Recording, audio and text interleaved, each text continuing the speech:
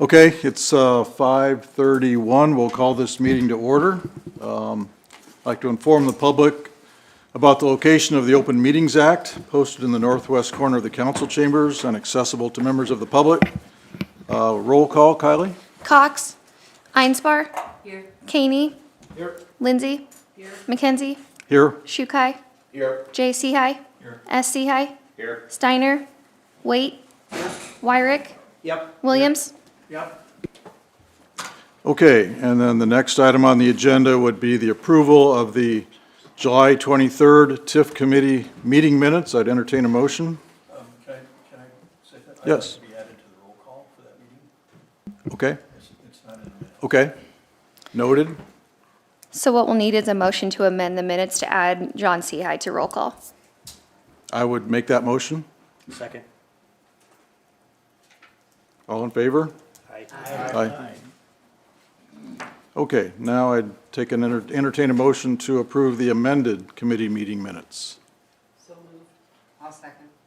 Okay, motion second. All those in favor say aye. Aye. Aye. Okay, and then on to new business. Our housing director isn't here yet at the moment. I think we might just kind of postpone that for a little bit. We'll just jump ahead and talk about the building reports that were supplied as part of the agenda and the other report. Maybe we'll have Val Grimes, our housing and planning director, kind of step through that. Yes, thank you. So some of the things that were attached to the agenda, we thought might be helpful just to understand some of the housing numbers for the last few years. The first item that you'll see is the Urban Affairs Committee. I have to turn in a report to them every other year, so essentially by July 1st of the odd numbered year. I just did this in June then, and I have to give answers to state statute questions concerning 5 years' worth of numbers. And probably some of the most interesting ones are on the second page, that we do have percentage of areas in the city zoned for residential, which would permit the construction of multifamily and missing middle housing.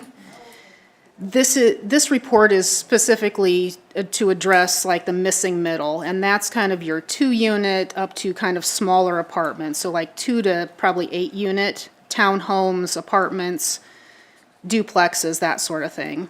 So almost 38% of our residential areas can allow those to hopefully help more affordability. That's what we're aiming for.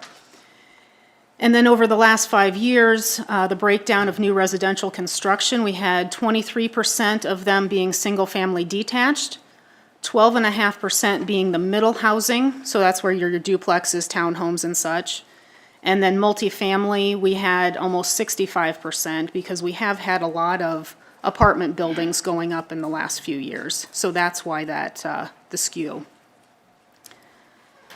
And then, Can I jump in and ask you a quick question? Yep. Does that 956 of those three, does that include any of the new apartments being constructed by Big Red? those, probably, that's a good question. I am not quite sure when their building permits came in, because this is through December 31st of '24. I gotcha. Okay, just curious. Let me look here if I can figure that out. They might have been in there because they are part of our 24-25 building permit report, those 166 units. So that is from October to now, so there very well could have been in there.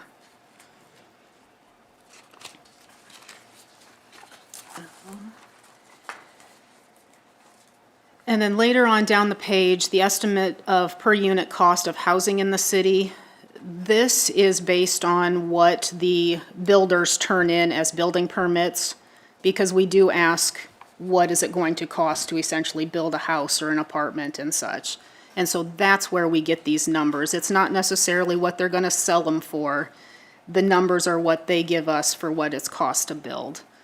So the average single-family detached to cost to build is just over 305,000. Middle is just shy of 152,000. And then multifamily per unit is a bit under 93,000.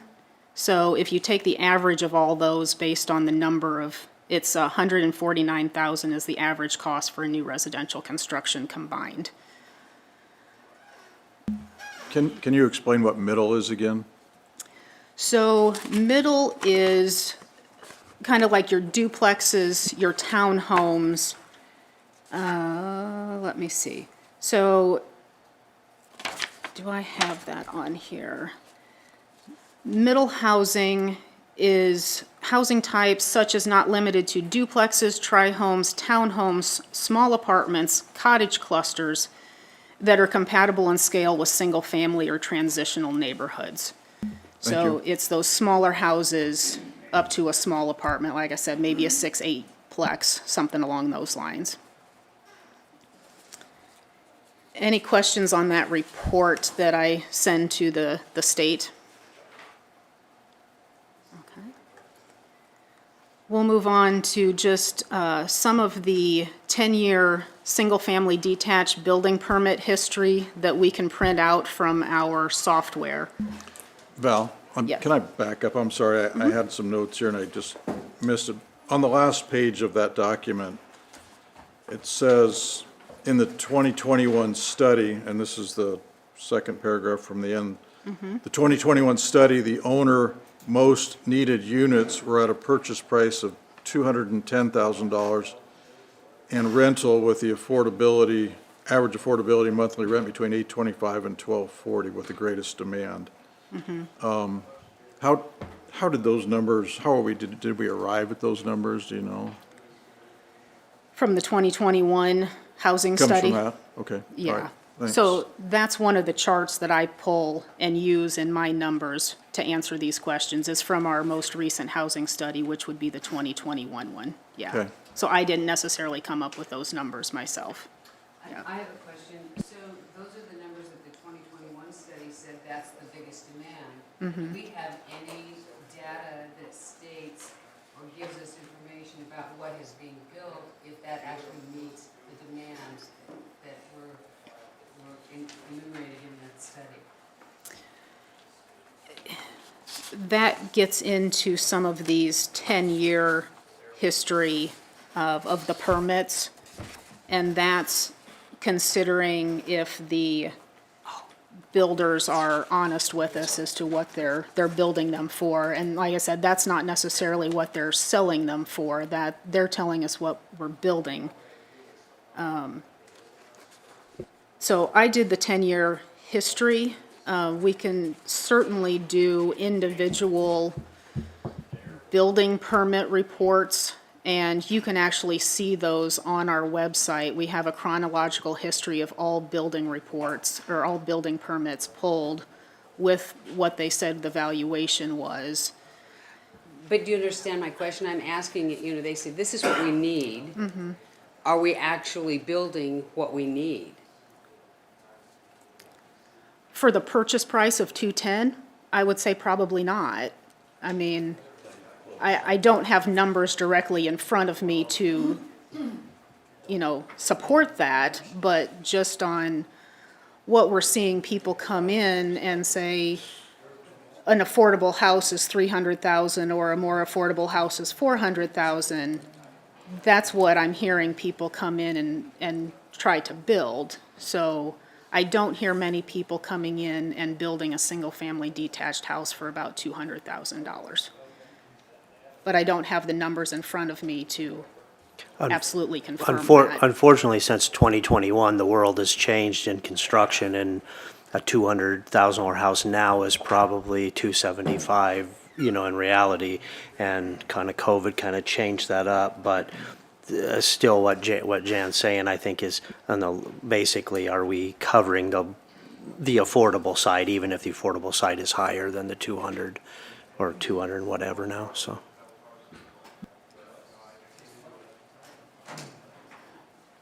And on the rent things, Val, you don't have probably any information about what the rent is, so you have no idea, is that true?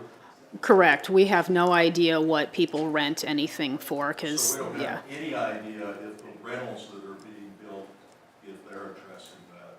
correct, yes. Don't you have a survey that gets sent out? I don't send anything out for that, no. I remember as an apartment owner, filling out surveys for the city on how much do you rent and, two-bedroom, one-bedroom, three-bedroom, how many are available, you know. I remember filling out that survey. It was several years ago, but Okay, and I'm not quite Would sure that have been who in a would send housing that study out. Yeah. timeframe, Jan? it could have been. Yeah, Yeah. maybe that's what you were doing it at, but I don't know.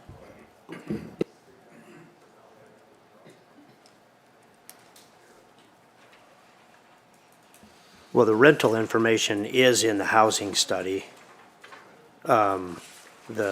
The actual housing study from 2021, so she may not have updated, but I bet it probably was maybe during the course of a housing study.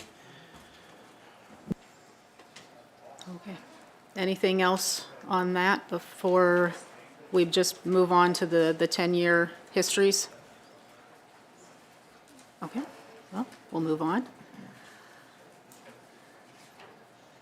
So this is your kind of synopsis of the 10-year single-family detached building permit history.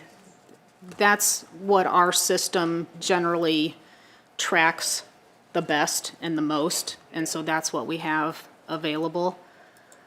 And you'll see pretty much over the course of 10 years' time, single-family permits have stayed pretty consistent between probably the mid-40s to 66 in 2001 was our highest building permit pull for single-family. Otherwise, it's about mid-40s to mid-50s. And we've pretty much stayed that way for a long time. Obviously, the valuation of the single-family in 10 years' time has gone up a lot. Even, 17, you had 54 units and it was 8.2. You have 55 in 2024 and it's 14. So the valuation has gone up quite a bit over those years, even though that's the same amount of building permits. I thought it was interesting looking at 24 to 25, the average cost per dwelling jumped $100,000 in 1 year. So my assumption is that means in 2025, it looks like kind of an anomaly. Did we build a lot of high-end homes in 2025? Look at 2022. Yeah, that's true too, yeah. They seem to jump around significantly. I'm assuming that's because of a mixture of high-end versus lower-end homes? Yeah, I think we have a pretty healthy mix of what are people coming in and getting building permits for, if they're smaller homes versus, million-plus-dollar homes. There's a mix of both of them, which gives you that average. And so, yeah, some years you may have had more higher-end homes getting built, and then other years you have more of the average getting built. Val, are those building permits also, or is that for just the new structure of a single-family home, or would that include a new garage at an existing single-family home? These numbers are just the new home. New homes, being okay. built. Thank Yeah. you. If you wanted to see No, I was the just curious. garages Yeah. and stuff, yeah. Okay. So we'll move on to this. Here's your valuation. And like I said, this is what the builders tell us it's going to cost. And so you can see that the building valuations have gone up quite a bit between '24 and '25. But yeah, we must have done a lot of higher-end homes in maybe '21, '22, because it's quite high there too.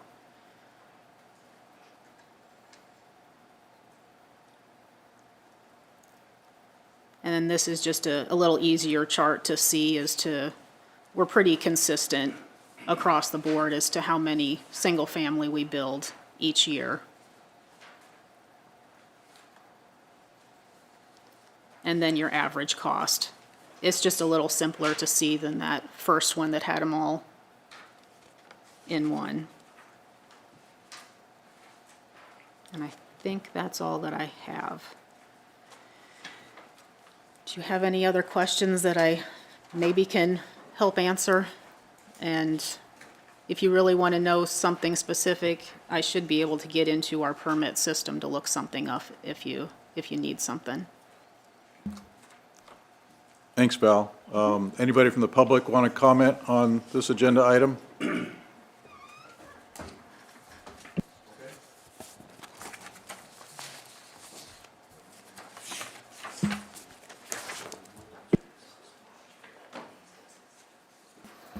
All right, the next item, we're going to go back to the beginning of our agenda, and we will have Rita Heineman, come up, and Rita's our housing director for Norfolk, and we'll go through that. Good evening. So, Jan, in answer to your question about the study, like you used to get a survey that came around, housing agencies used to have to send out to all the area landlords to try to figure out what the area rents were years ago. But probably for the past 10 years, HUD tells us what they're gonna be, and it comes out of Washington. And they tell us, and they're finally catching up to what it's actually realistically in the last 2 to 3 years of what rents are. But it's HUD data sets, and you can go out and look at what it is for our county, our town. You can go out and look that information up. That's why we don't send out a survey anymore, or why I would imagine they don't here anymore. Because you have to look at that now for the HUD programs. HUD sets the fair market rents for every county, city, state across the nation. They have done this for about 10 years. And so like housing authorities across the nation have to follow that with their public housing Section 8 programs. And then NIFA, the Nebraska Investment Finance Authority, when the tax credits are built, we have to be under their rents that they set. So like utilities and rent have to be under that to be affordable. So that's why you don't see housing agencies sending out studies. So. That doesn't let us know, though, what rents are actually at in our community, though, does it? I mean, No, I think that the new housing study that we're preparing to start here and hoping to have it done by the end of the year, that's when we'll have a better idea of what they are, because they'll do a survey and that, so then we'll have a better idea. You know, I can tell you about the low income, kind of where our rents range, anywhere from like $495, this is on tax credit side, $495 up to $950, somewhere there in between. That's us being a tax credit landlord, and in that, when you look at other HUD programs, it's a little bit different because of those the restrictions and things that we have to follow. But actually out in the community, it's probably upwards of, 15, up to 1,500 on a 2-bedroom and up as you go to 3 and 4 with the private market is what we're seeing a lot of with our Section 8 program. Sometimes we can work with area landlords and then sometimes we can't, depending on if they're higher than the payment standard that HUD tells us that we have to be in a certain range, then we can't work with that landlord. That means their rents are a lot higher. And so, which they're usually higher than the payment standards, but we are able to work with quite a few, which we're fortunate to have them work with us, so.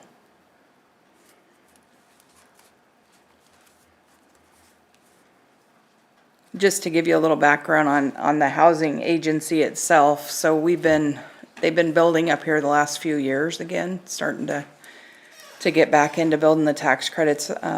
NeighborWorks put in River Fork Villas 1, but we manage it for them. It's 20 units of affordable housing. You have to be at or below roughly 70% AMI to be eligible for that program and meet other requirements. And so basically new housing gets built in duplex form.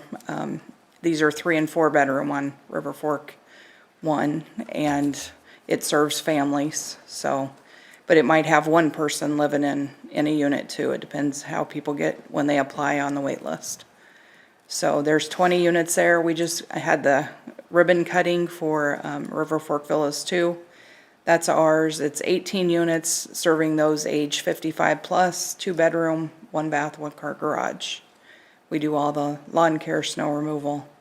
They pay their utilities, but the rents are affordable. There's 4 market rate rents in that, or units in that project. So the highest their rent is $950. Each unit has its own rent, so somebody might pay $520 here, and the next one might pay $620, and it's the same thing, but we have to follow the IRS's guidelines on those. We're getting ready to build Benjamin Villas next year. It'll be 28 units, 3 and 4 bedroom. If it's a 4-bedroom and has 2 bathrooms, 3-bedroom has 1-car garage out there across from the ag complex for the college. And that'll serve any age, have to be 18 to sign the lease. And then we've kind of got slated for later on doing some homeless units. And so we're still working through that with the state, but potentially up to 13 more units. And that's kind of what we have in our pipeline right now. But since this is about TIF, I wanted to mention something that changed last year, and maybe you've heard of it, and as far as the housing agency. So July 19th of last year, LB 1326 was adopted, and it amends Section 1590 of the Nebraska Housing Agency Act.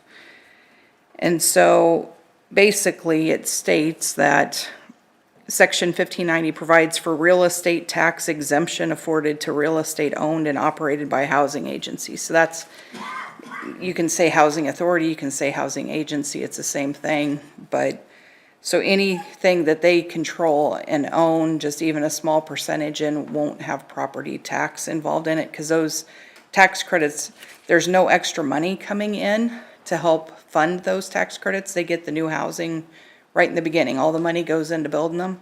And then when you're charging $500 here and $700 here, you've got to make it cash flow with the affordable rents and repair things and just make sure everything runs smoothly out there with the affordable rents you get. So it takes quite a few years to build up enough reserves. Even, the insurance industry has kind of gone crazy here the last few years, and it really hurts the tax credit projects, because if they're not open for about 5 years, you won't have enough to hardly pay those deductibles if you get a hailstorm, that type of thing. So that's something interesting. But with this property tax thing, it won't impact private developers. They have to pay taxes. If they own them, they'll have to pay taxes. But housing agencies, because that's what we do, is try to help the low income, there won't be property taxes on those properties going forward. But the counties are still trying to figure out how to make that work.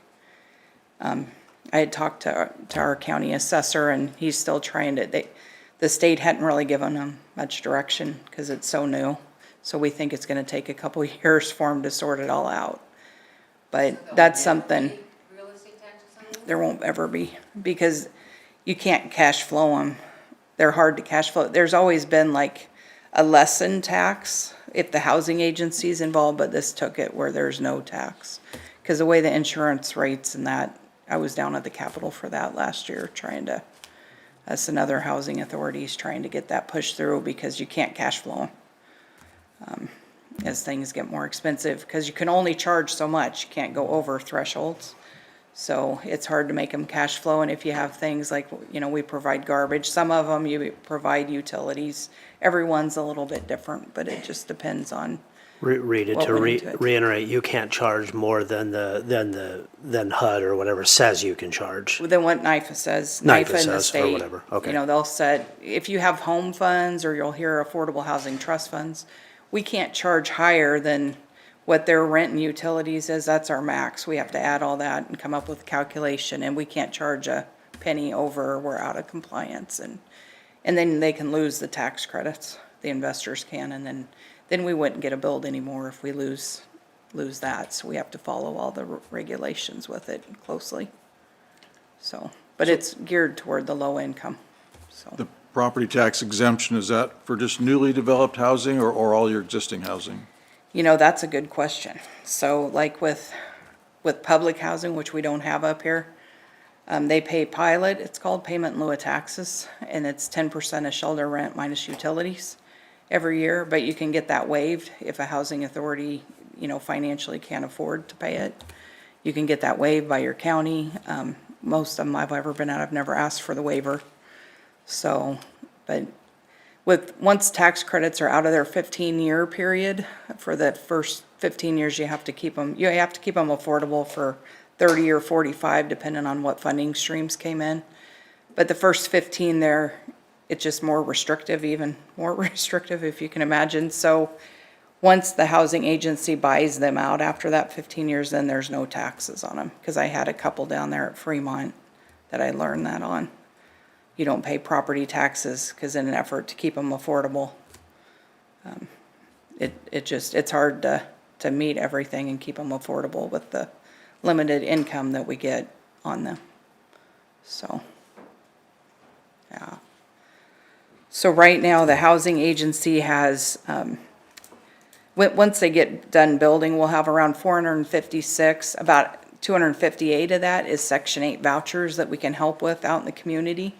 So like programs like the tax credits, we can put a Section 8 voucher out there. If somebody's under the income limits and they can't really afford it, we can help them with a Section 8 voucher, help pay their rent. So that's a good thing. You can't, like say public housing Section 8, you can't put those together, but you can help people through that tax credit and Section 8 program. We're sitting at leasing, well, not leasing, but utilizing about 200 roughly of our Section 8 vouchers, and part of that is for years HUD's cut and cut and cut on the Section 8 program, and so it makes it tough. They're continuing to do that, and so you only get so much money, and they catch it up every few months, and then they look like a year look back period to figure out what's going to happen the next year, and every year it can change. So that's my simple definition of it. There's a lot that goes into it, but yeah, we'll be sitting with 157 plus the 28 and 13, so we'll have quite a few units, just what I know of right now. That's kind of where we're at right now with what we know of for serving the low income. Yep. I'm a little confused about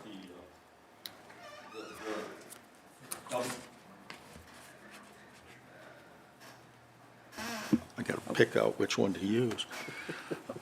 I always thought that, and if I read 71-1590, the real and personal property of a local housing agency and any controlled affiliate used solely for the administration offices and to provide housing for purposes of eligible income and qualified tenants is tax exempt.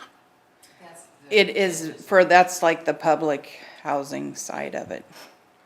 So they can be, but then many of them pay that pilot but it's on the tax credit side that this LB 1326 is gonna impact. Right, but So- if the housing agency owns the properties and rents them within, Yep. to the proper income, then there is no real estate taxes, is there? Well, during that first 15 years, the way the tax credit program was set up, you had to pay, you have to send in every June, you fill out paperwork, section 42, I believe it's called, that you send in, and they'd give you a reduced rate, because you couldn't afford to pay the full property taxes, or you wouldn't be able to operate the program. But after that 15 years, then there's no, but now they're saying that from the time they're built, there won't be any property taxes on them. Which essentially for TIF, what I understand in talking to Chris Lamberty from Lincoln, like in a housing agency, there probably isn't a reason to TIF then, because we're already, if we own, and it's like 0.001%, if we own that small portion, there won't be this way this is supposed to work, but like I said, the state's still working through it, so. So it wouldn't help private developers, basically. It's just to help serve the low income, Thank you. yep. Other questions or, Did you want to kind of step through any highlights of that housing study? so Isabel was talking there, I think, you know, her charts and everything that she provided gives you a good picture of where we're at, and that, I'll be the first to tell you, housing study's new to me, because in Fremont, they did it different, and they didn't include the housing authority, which I always wondered why, but that's the way that they did things there. So I'm excited to do that, and we're gonna be starting in September on that process. And they tell me they're thinking by the end of December, but it's the 2026, but we're hoping to have it done by the end of the year. But I was just looking at this on page 3, it talks about, and this would be in Candace's 2024 snapshot one that she did, the county one. But it talks about, you know, the responses that participants identified the price ranges for their family could afford. You know, 601 to 800, 801 to 950, and then in third place was 400 to 600. I would say your rents are probably upwards of 1,500 to just 2,000 or under, but for the private market. And that's just what little bit I know. There are some that still, like I said, they can work with our Section 8 program, so their rents are still affordable, but the private landlords don't, you know, they get to put their price on their property. So I think this is probably a little bit out of date for, you know, I don't know. It's kind of a tough situation because people can't afford to pay a whole lot, just with the costs of everything going up. You know, and this might have increased a little bit, but I know the rents are increasing at a faster pace. People will talk about their rent goes up $100, $150, $200 in the private market, and that's tough a month when you've got to come up with that, you know, do you buy groceries or do you know, pay that rent? You got to have a roof over your head, so it's just a tough situation. With our programs, you have to be income eligible, because they're either, you know, they're income based, which means they're calculated off your income, or they're income restricted. So we can only help, you know, they're at that 70% and below, basically.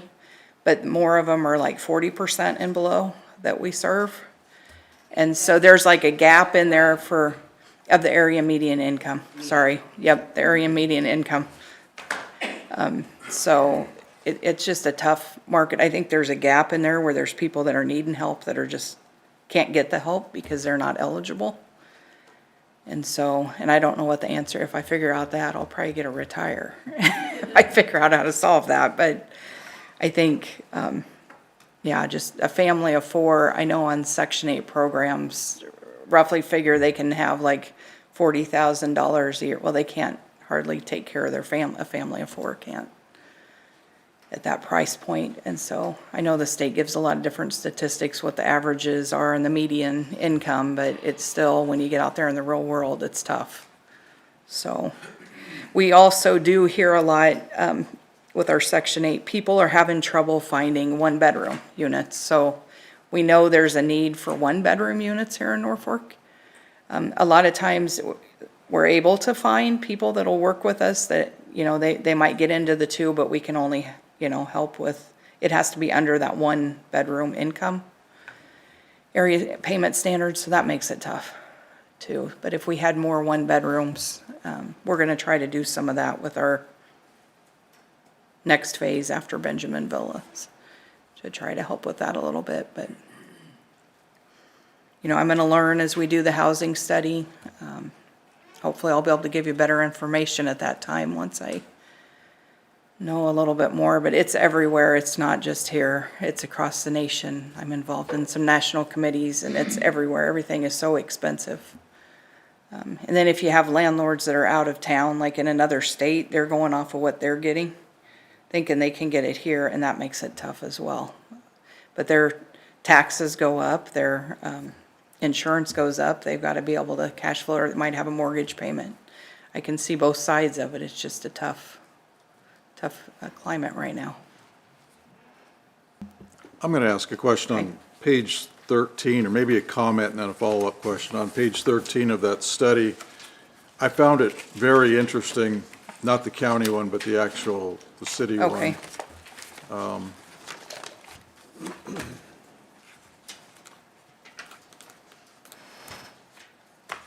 Now, that's page 13 of the tables. It'd be page 13 of the study.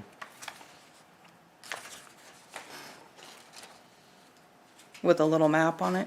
Is that, It's got a little map on it, Okay. yeah. It talks about an estimated 8,221 traveled from outside the community for employment.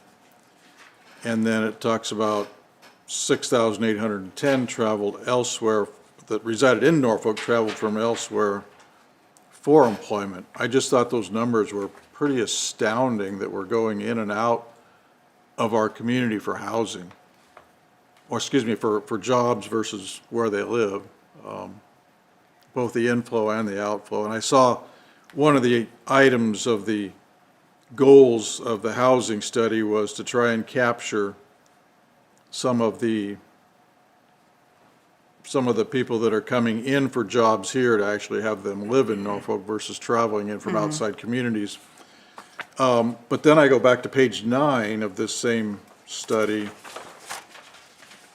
and you look at the Norfolk EMA, the effective market area, and that section toward the bottom, the Norfolk EMA with the 2 asterisks, and it looks like that area is declining in population over time. I'm assuming that's less people that are living on farms, that's less people that are living in smaller towns. So as we try and capture the migration, what does that do to the smaller communities if we're trying to capture them to Norfolk, and that inversely impacts outstate Nebraska? I just thought that was an interesting, I don't have an answer, but just thought it was an interesting dichotomy between those two. I think that's happening everywhere.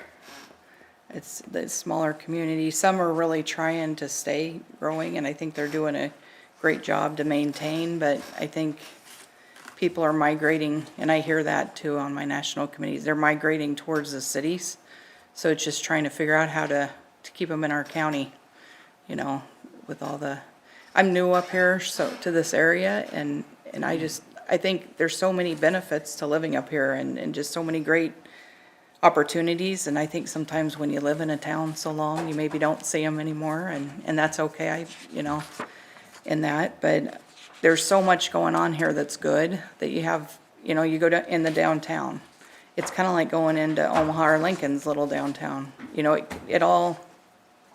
that all helps attract, maybe some of the college students stay then, and it all depends on jobs, and it all is hand in hand. All right, I had another question on page 14, toward the bottom. The very last paragraph on page 14. It talks about currently Norfolk has an estimated 11,517 housing units, consisting of approximately 6,660 owner and 4,857 rental units.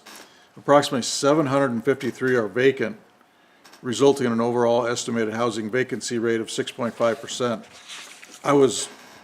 I thought that 753 seemed high, but maybe it's not, because the next page says, top of page 15, it says our adjusted housing vacancy rate for Norfolk is estimated at 3.2%, which includes an AHVR for owner housing of 1.8% and 5.2% for rental housing. This concludes that the community is experiencing a housing vacancy deficiency. Do you know what those percentages should be, or what we're shooting for? I wouldn't know. One thing I think could contribute, think of the VRBOs and Airbnbs. I'm sure some of that's having an impact. I don't know if you ever go out, that might be something to research. How many houses are on VRBO or Airbnb? You know, they can't be rented because they're being rented just for short stays. But there again, I don't know yeah, it's kind of a. Val, do you have any input on that Airbnb number? All Airbnb short-term rentals are supposed to be registered with the city. We don't have many of them actually registered. I tried to find them by going on Airbnb, Vrbo, those sites. They don't actually give you addresses until, of course, you sign up for one, but I tried to find what I could and sent out to people that I thought were running them, and it was not a good response. So I probably need to do that again and see if I can encourage them to do what they're supposed to do. And the reason why we put that in as part of being able to run these and permit them each year is so that my inspectors go in, or one of them goes in and just does a basic safety, like you don't have wires hanging out, you have smoke detectors, that sort of thing. And that's what it's there for. And also for the occupants that or come there and use them, and the neighborhoods that they're in, because by state law, Airbnbs are in residential. They're not in commercial. And so when you register those, we do the safety check, and then we also ask them to have a person available within 45 minutes if there's a fire, if the police are called or something like that. And so that's why we do it. But I know by looking on those that we have many more in town than what are registered. So I would estimate 20 to 30.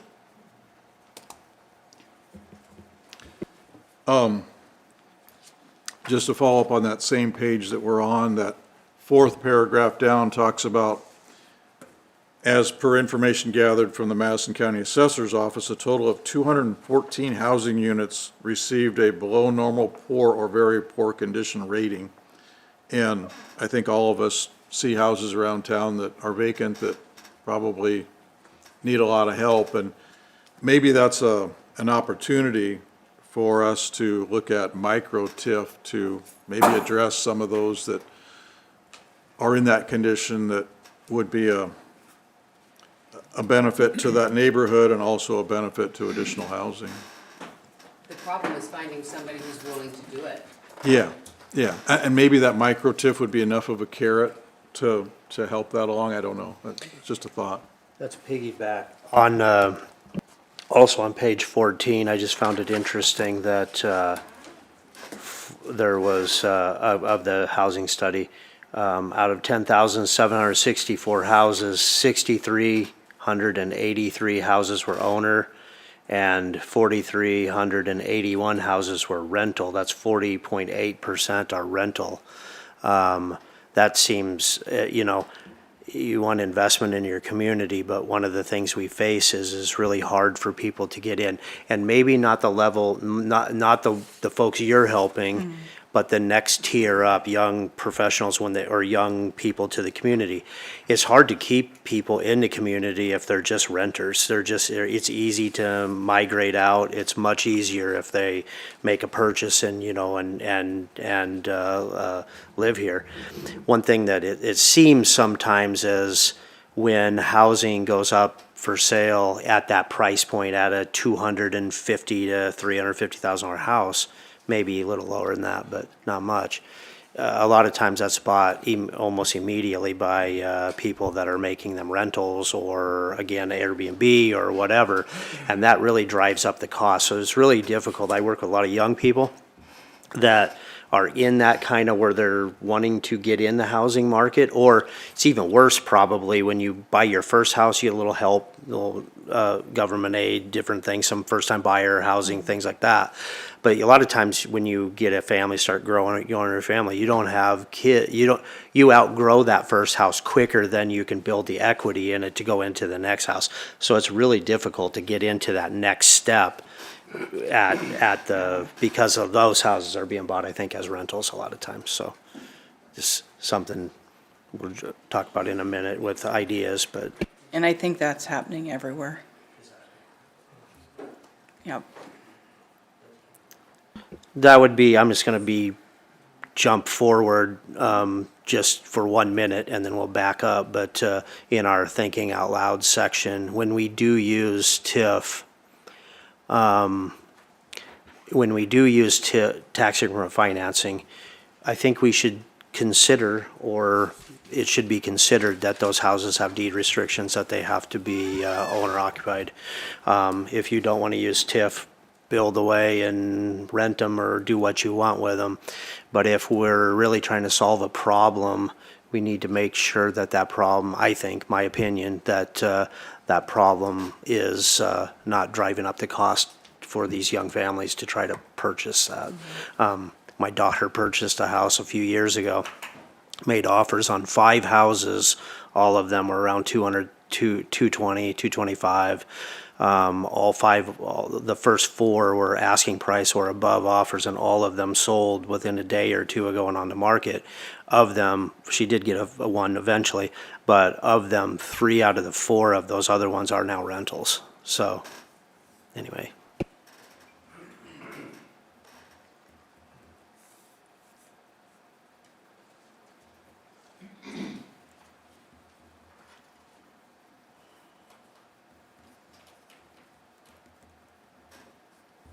Other questions or? Just a follow-up on the new housing survey. So you will, or I shouldn't say you, the company that's doing that survey will ask, again, what people are looking for in terms of affordability of single-family homes and apartments, what they think is affordable and what they can't afford, I Yep, guess? they will survey. After we met, I double-checked just to make sure I was right, that they will, Okay. so.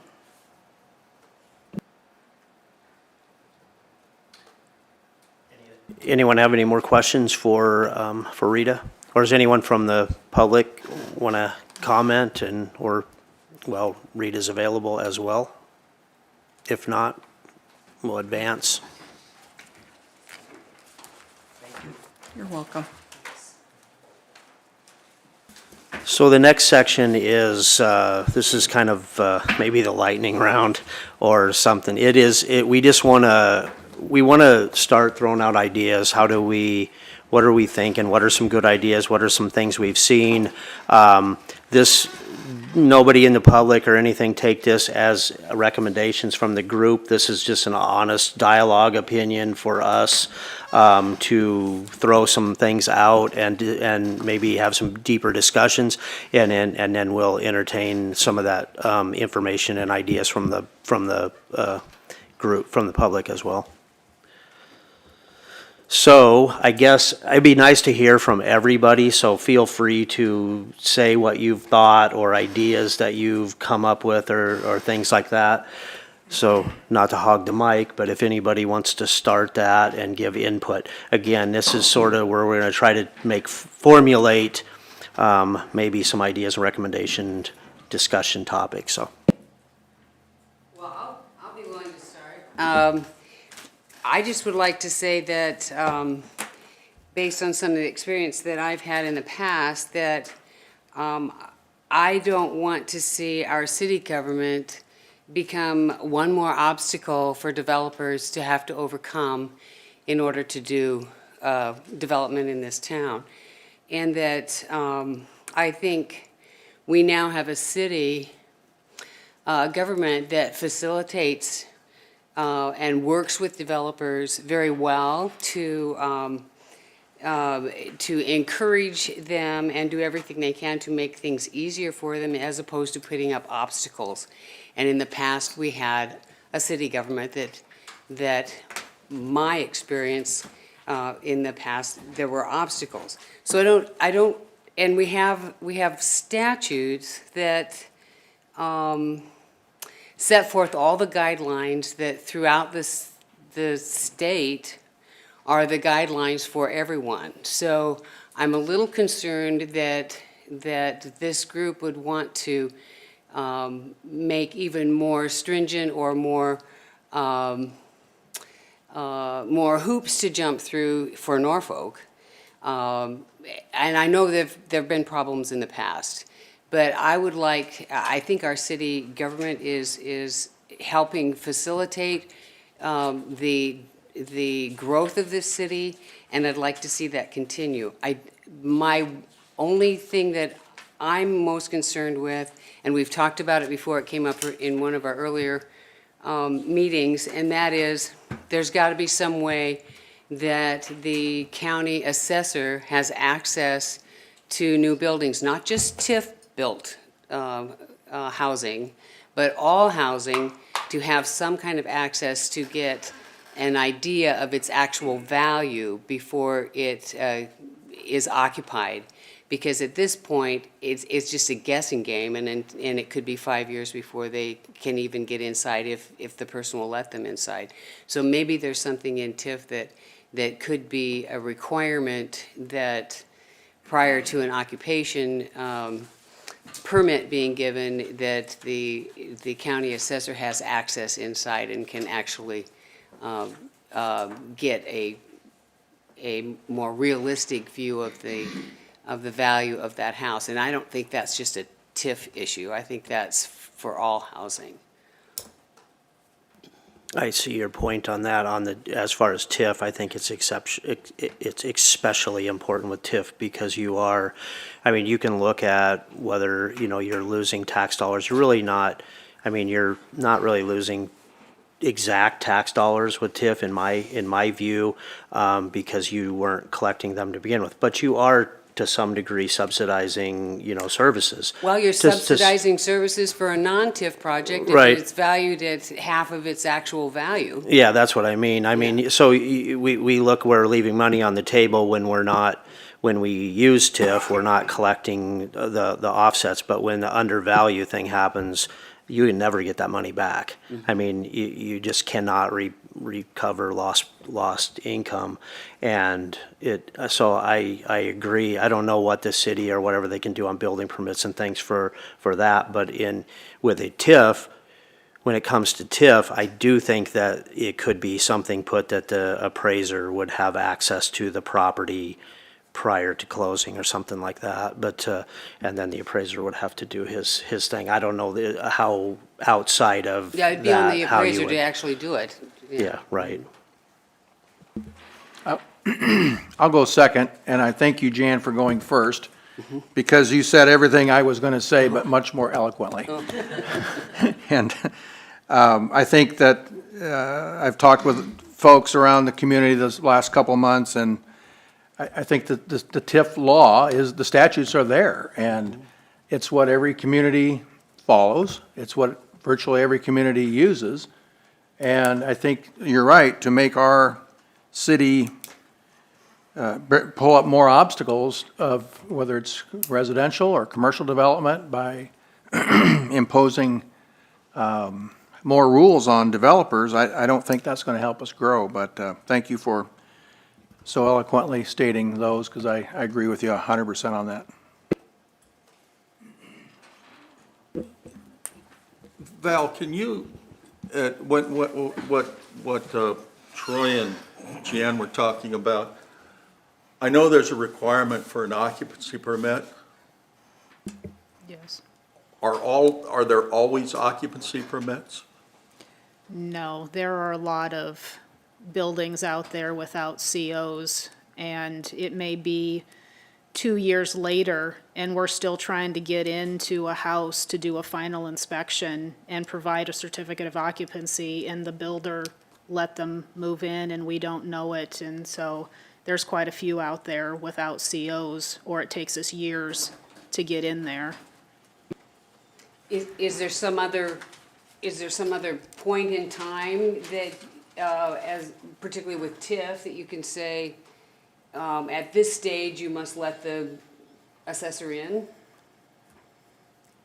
Yes, it depends on how far along in the house. I mean, the final things that are being put in are the faucets and the pretty stuff that they're probably gonna get you for taxes on that aren't there until the very end. Right. So, I mean, the CO is, in the final inspection, is probably the best that you'll ever get as a full assessment on that. I mean, we as the city give the assessor, I think we talked about it here a few months ago when he was here, we turn in the building permit that has what they say they're going to cost to build this, the square footage and that sort of thing. So they have all of that from us, but we are there to make sure it's built correctly and safely.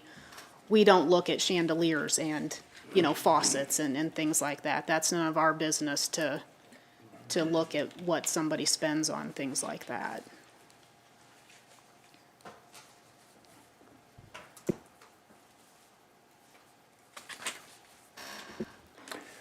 I don't know if this is part of the state statute, but I remember when we were talking about the extreme blight categories, that there was a piece that is tied to income in the area.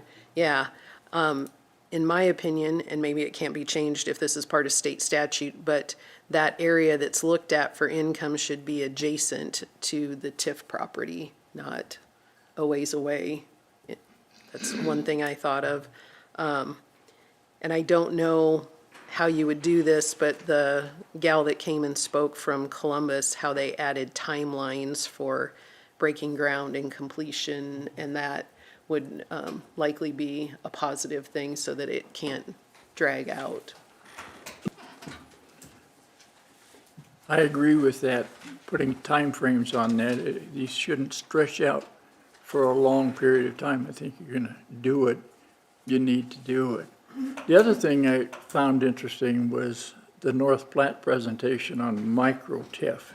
It seems to me that we could do some things with some of the older buildings downtown or older homes that are just sitting around not occupied. Some way we could take a micro TIF process and help fix up some neighborhoods. I think that'd be a good thing. That then would drive up the valuation of the neighbors' houses as well, which helps us, which is a good thing too, right? I mean, you're gonna get less for your house if your two neighbors to the side are half condemned, or whatever. So Yeah, and it's a good thing too. Just the panache of the area would be a great improvement, I think.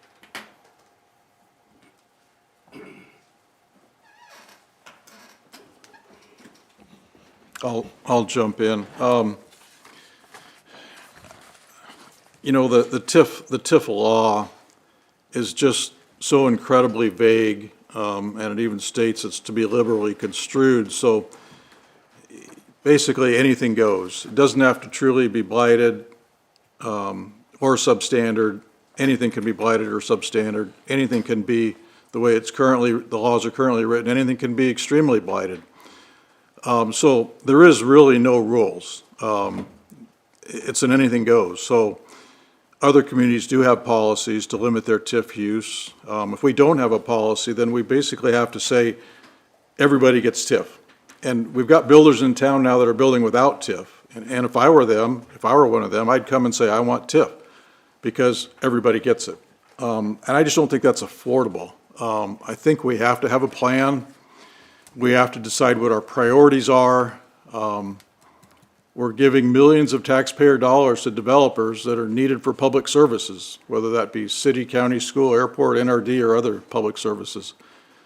When that tax money is diverted it causes the taxing entities to raise the revenues in other ways. Ultimately, that results in higher taxes for everyone. I would recommend that we set our priorities, at least for residential TIF, to limit TIF to single-family homes itself for a maximum of $350,000. It was mentioned during the Columbus presentation that on the Vitality Village, that they limit their TIF of single-family homes to workforce housing maximum. And then I would also suggest limiting TIF to apartments that have a rent price restriction, at least for the duration of the TIF agreement, 15 or 20 years. We have to get some benefit, and we have to address the needs of our community. If we just continue to give out tax dollars to higher and higher priced homes, we're basically affecting all of the taxing entities and putting upward pressure on everybody else's taxes. I think this has been mentioned before, single-family homes should have some kind of a covenant that they be owner-occupied and not subject to becoming rental houses, at least for the duration of the TIF agreement. I think this has been mentioned before, time limits for the TIF project to come to fruition. If we're going to give out millions of taxpayer dollars as an incentive for a project, it must be completed as planned on a timely basis. Vitality Village had covenants that said they must begin construction within 6 months after taking possession of the property and be substantially complete within 24 months. That would prevent repeat of current situations that we have in our community where we've got multiple uncompleted TIF projects that did not deliver what was promised in exchange for receiving the TIF dollars.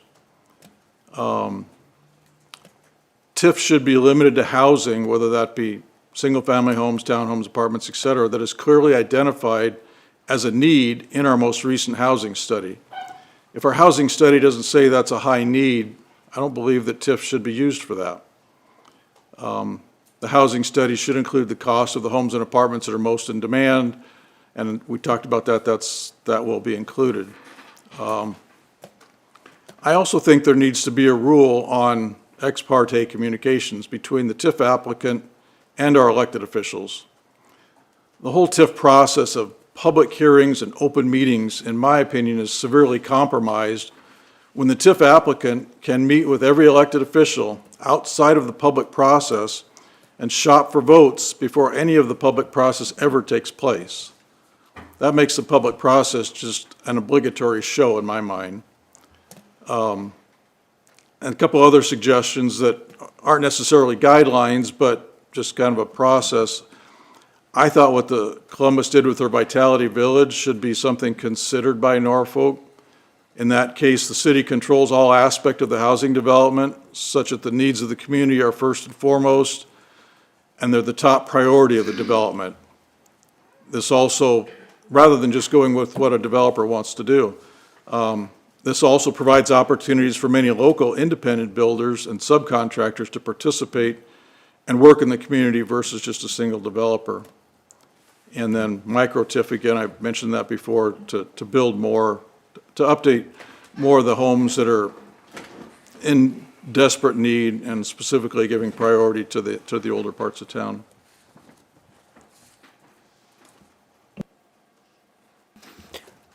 Jim had brought up the housing study, and in looking at this stuff, and I got enough paperwork, I think I killed 10 trees through this process.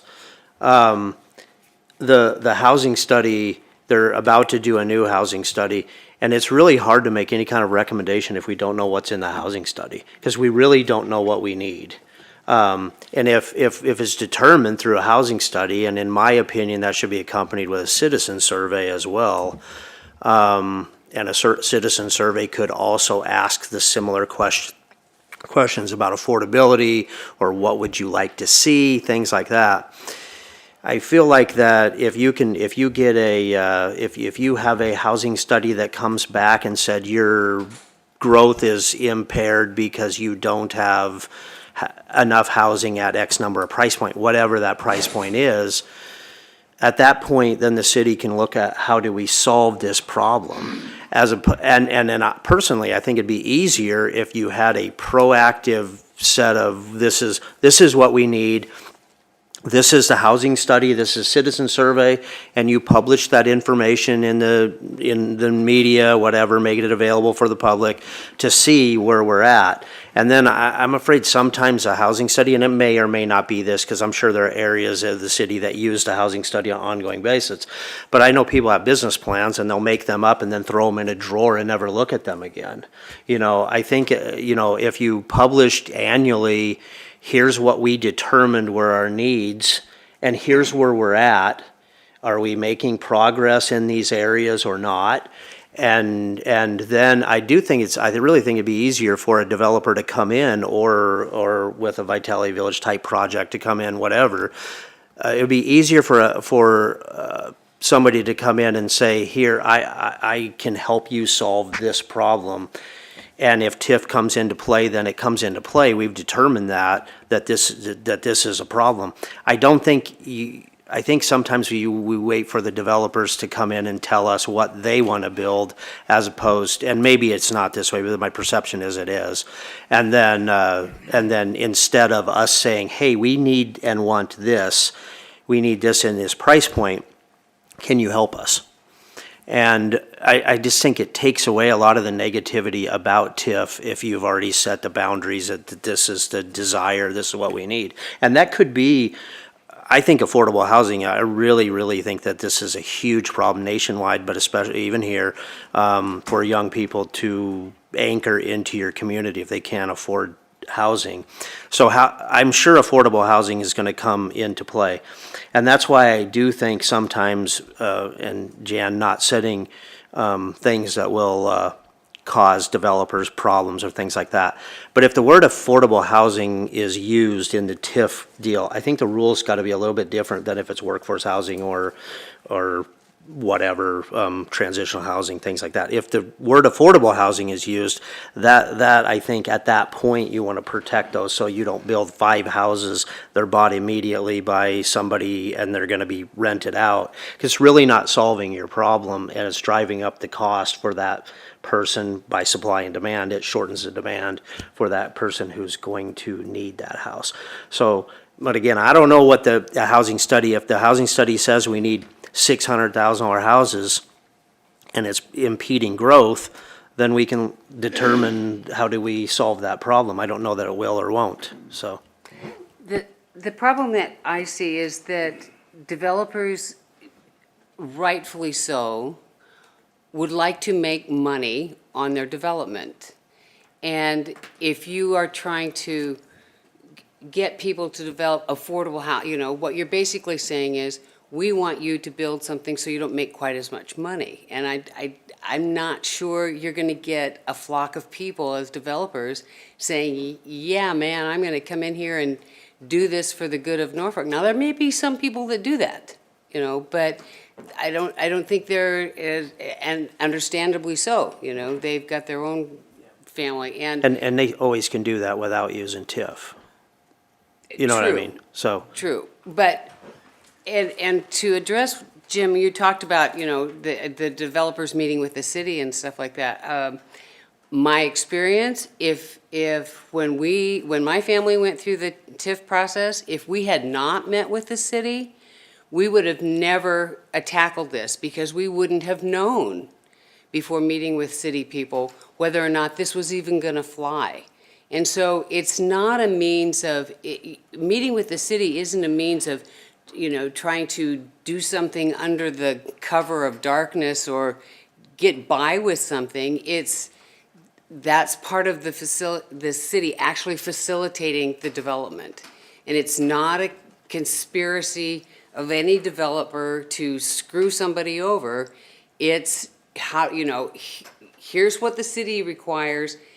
This is what the developer wants to do. How can those two things mesh so that we can bring a cohesive package to the council that the city's already vetted? So it's not an issue. You know, if you want to make that all public, I don't know any developer that wants to take that kind of time.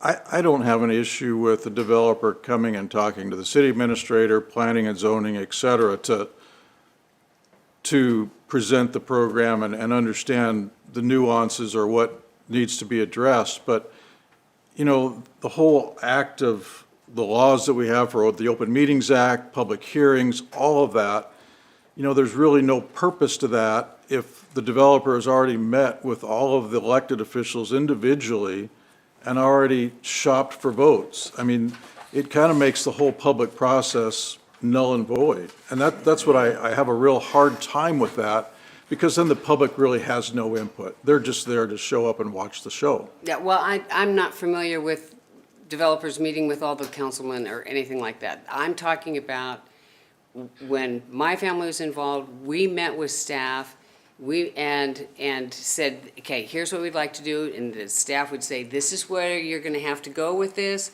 in order to, you know, and that they facilitated the process.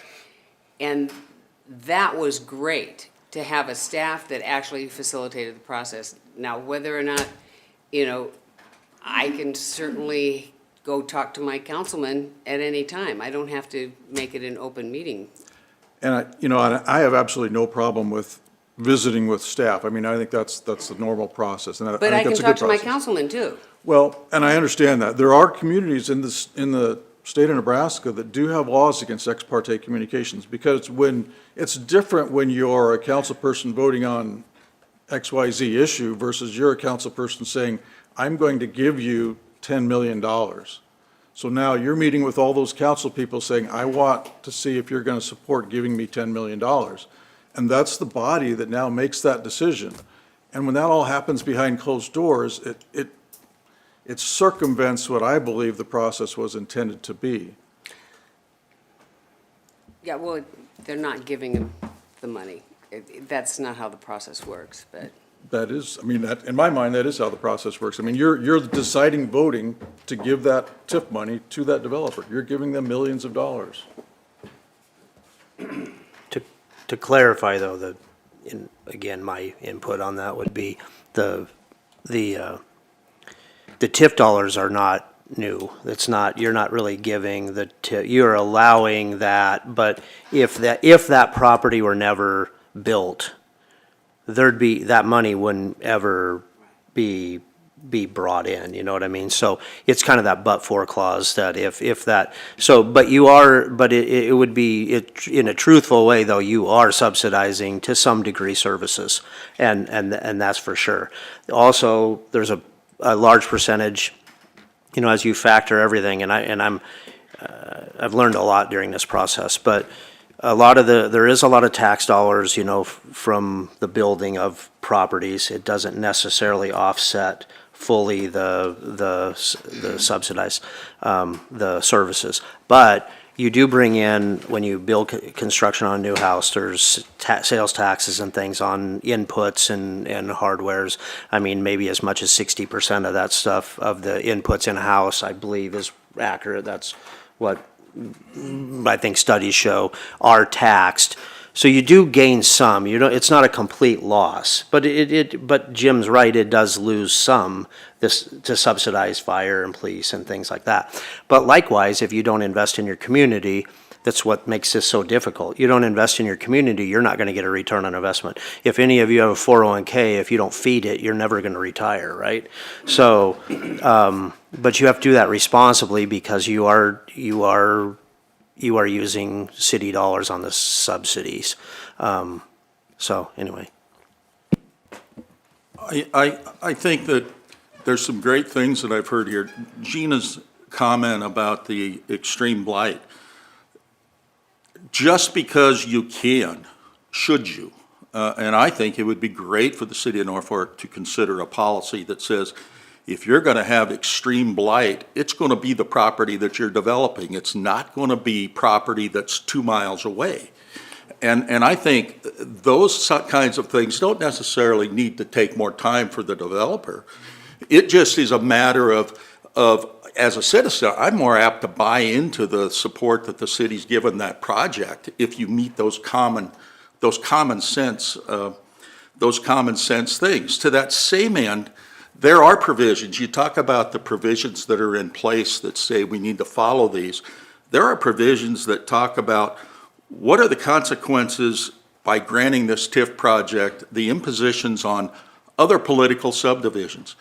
I've gone back and listened to all kinds of meetings that are present when TIF's being given. I've never heard our elected officials talk about that. I never hear them talk about weighing that, and yet the statute says that it does. So maybe the policy ought to be that when we approve a TIF project, we're going to address that. What consequence does this have on these other political subdivisions, you know?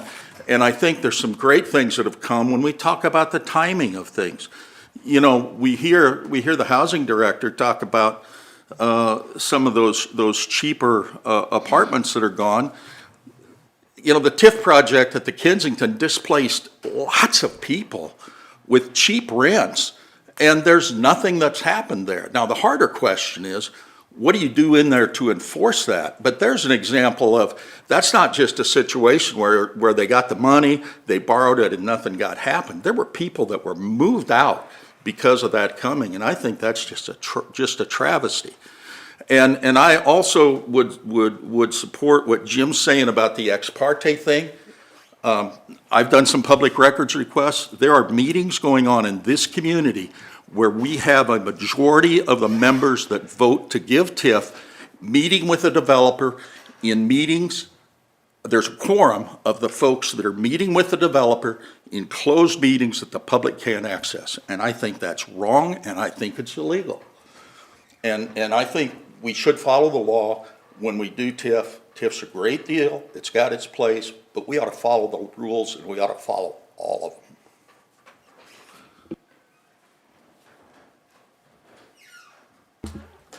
Going back to the document that was in the packet on the 10-year single-family dwelling building permit history, using for 2025 of $20,150,000, if 60% of that value is for materials for a dwelling, the other 40% would be labor that goes into it.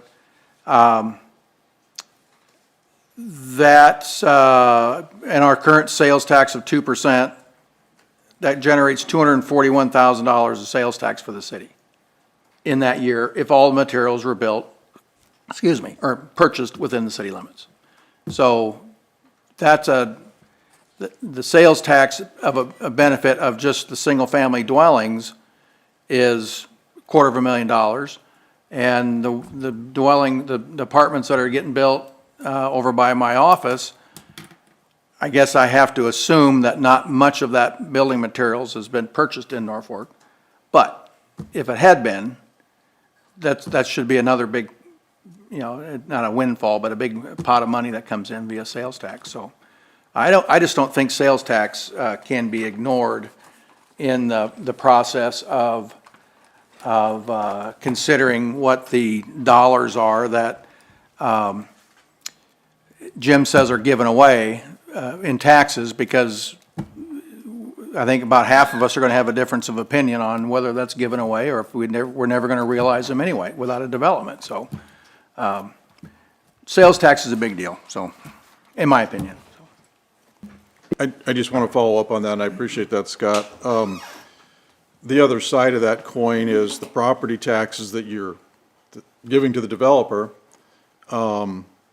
If you figured $5,000 a home times 57 homes, which is what that number was, times 15 years, you're $4.275 million. So you may recoup $250,000 sales tax, but you've given away almost $4.3 million.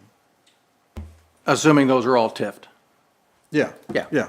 But I don't think we can assume that either, can we? Well, but you're calculating the sales tax revenue as though they were all TIF'd. I mean, I calculated as all the stuff was purchased in Norfolk, which I know fully well, it wasn't all purchased here. So it's a possibility that a lot of that was, but there's also a good chance that not all of it was either, so.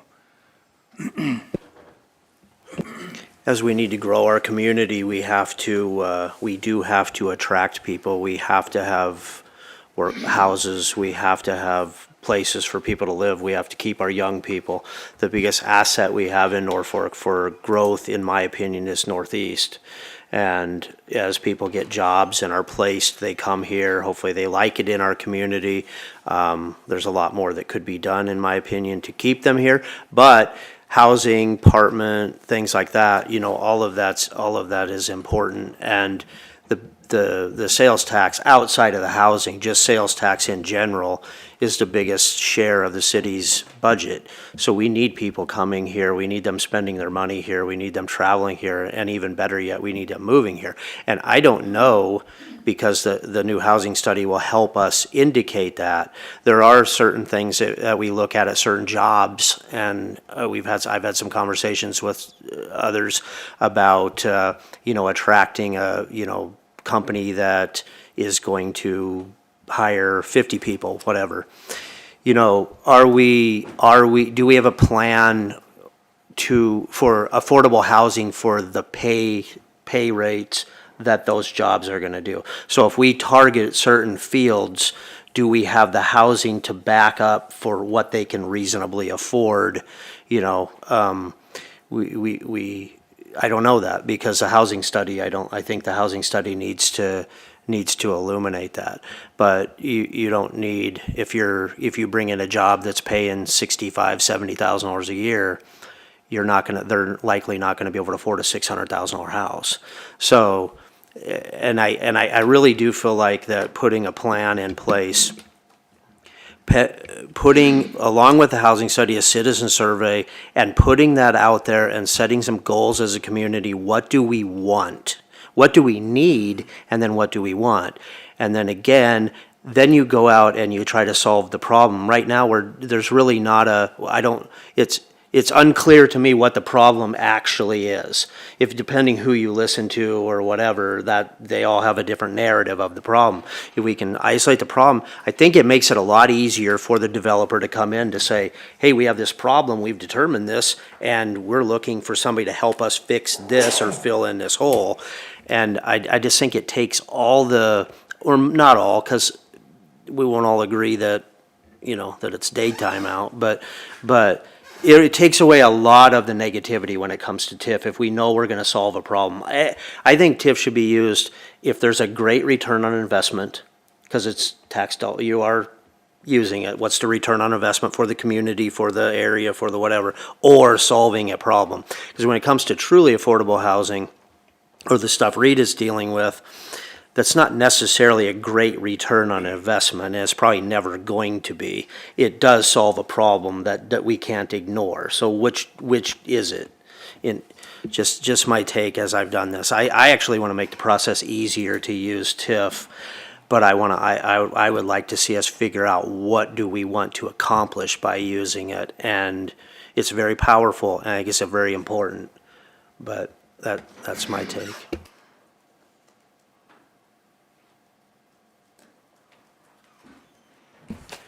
Going through this, in the back comments section, I read those today, and there's comment after comment after comment.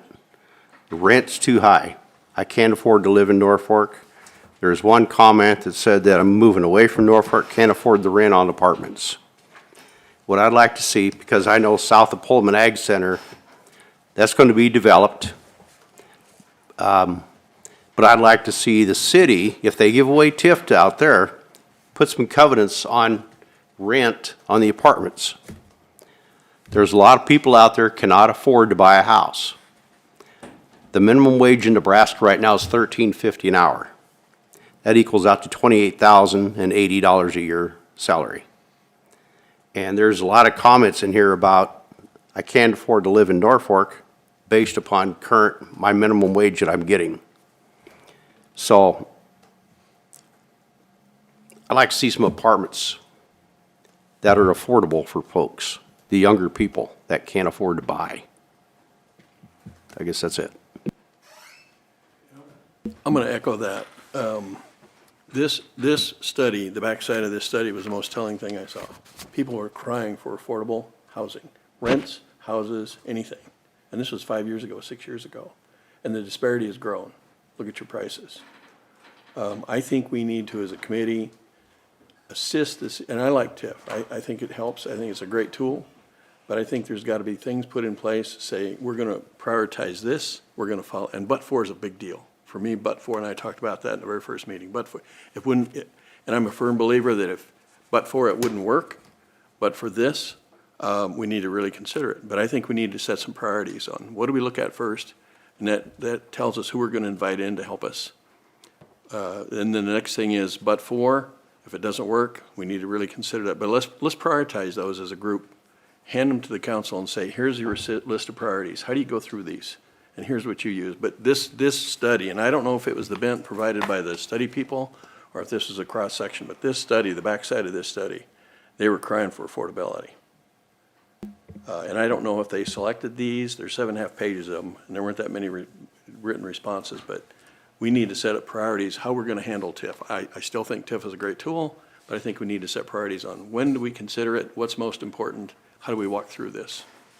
There's an enormous amount of bright people in Norfolk that are really talented, and we have a lot of resources. If we can determine what a problem is and isolate the problem, we can help figure out how to fix it. Now, I think that costing is I would assume every city our size in the United States probably has the same problem right now because COVID has supercharge that problem, probably. But how do we fix that and use all the tools possible? Stuff that falls outside of that guideline when it comes to TIF, in my opinion, that needs to be looked at. That's up to council and them to figure out. We don't need to solve that problem. If they want to take bullets and stuff and look at that stuff, that's totally up to them. But in our case, how do we really got to somehow protect the affordability, at least the best that we can. I mean, the problem is too, I think sometimes the public, we watch a lot of HGTV, and so our expectations are a little higher. Sometimes, we want, 3 baths and a 3-car garage and granite countertops and things like that. And that's sometimes hard at the affordability rate that we want. So it does take some education too on this is what you get for this, is what you get for this. But I want to see my young 20, 25-year-old employees stay in Norfolk, and I want them to be able to buy a house and invest in our community. And it gets easier as you get equity, but it's tough in the beginning, and it's just getting tougher. I'll agree with Troy. One of the big issues we have are expectations. Young people have expectations, but we need to just give the city some. Shut it off. Oh. Expectations, but we need to help provide guidance in how you meet those expectations, how you address those expectations in order. There's an order. There's a prioritize things, just move down through them. And I still say, and I said in the first meeting, but for is a big issue. It's right up there with it. But for this help, it wouldn't happen, whether it's affordable or not. But affordable is a big deal, and this study was crying of it. It was full of it. And I bet we're going to see some of the same things because the disparity's gotten bigger. Look at your numbers, look at your graphs. One comment related to the prioritizing, I think we have to make it so that that priority can be adjusted. Right now, it's affordable housing, but 10 years from now, it could be something totally different. So that prioritizing, if that happens, needs to be allowed to be flexible going forward. We can tie it to the housing study, the needs of the housing study. True. I think tying it to the housing study would be a good idea. Also looking at potential commercial developments though as well, which aren't addressed by the housing study. If in 10 years, 15 years, the housing, we've kind of got that under control, then the priority needs to be able to fluctuate to maybe address commercial TIF projects. So I just want to put that out there too, to make it flexible with what the community needs at the time. We've never really talked about commercial, but when it comes to TIF, my opinion, I mean, when you factor ROI, return on investment on any kind of other, this has mostly been focused on housing. But when you look at like sales tax revenue, say from, throw out there, if all of a sudden we got Lowe's decided to come to town and they wanted TIF, the dollars, the jobs, the sales tax, all of that stuff makes that a lot easier to look at on paper and say this makes sense. R1 housing is probably on paper, the lowest return on investment and the most risky probably for the city and the developer. That's why it does need a little help, but that's why if if our needs and our process was laid out and verbalized and published. And then I do think it's important for the citizens to be able to follow along and see. Now, if a housing study again comes back and it says we have a massive shortage of houses at 500 to 600,000, whether you use TIF or not, we know that that's a problem, and if that's hindering growth, we can figure out how do we attack that, whether it be use TIF or try to find a developer, look for developments. There's a lot of different tools in your arsenal to fix that. I don't know what the housing study will show exactly, but I do, thank you for. One of the things you say, Troy, about being able to follow it, if you watched what was happening in Blair just announced that they're building apartments, haven't built any for 25 years. They're building 132 apartments, $27 million, and there were $2 million of TIF. It makes it easy to see. It's $15,000 a unit. It's 2% of the whole project. I think it would be great if you could capsulize, when TIF is granted, if you could capsulize what's being given so that you could look at those numbers and see how much of an assist is being given through the government's participation with those TIF numbers. Because sometimes it kind of gets lost in all the numbers and all the financing.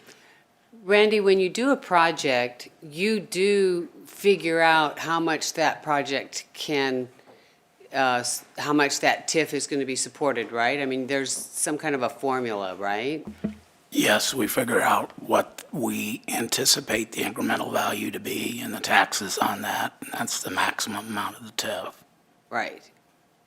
Yeah, so that's available from the beginning. Well, but I would think that project, Randy probably would know, I would think that project with the $27 million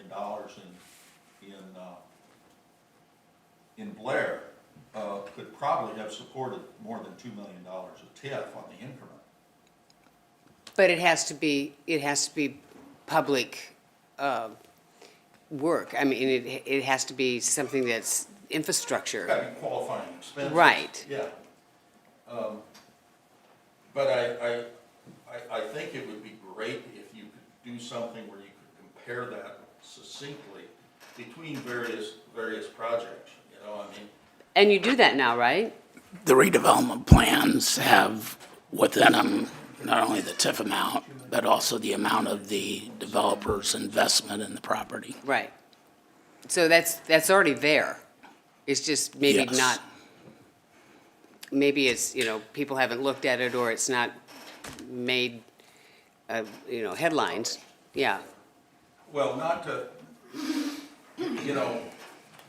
what struck me with the Blair thing was, when they were talking about the improvements at First in Norfolk, lots more TIF than $2 million, about that same amount, you look at what percentage of the project is in regard to, is TIF providing for it. I mean, you look at the Crossroads thing in Omaha, I think it's about 10%. And I don't know if maybe when you set those guidelines, maybe there's a point at which, maybe there isn't a point at which the city says, we'll support TIF up to this amount of some percentage of the project, not all you can get. So you want to restrict the state statutes even more for Norfolk? No. I just think that if the city's going to participate in that, it doesn't need to be all or nothing.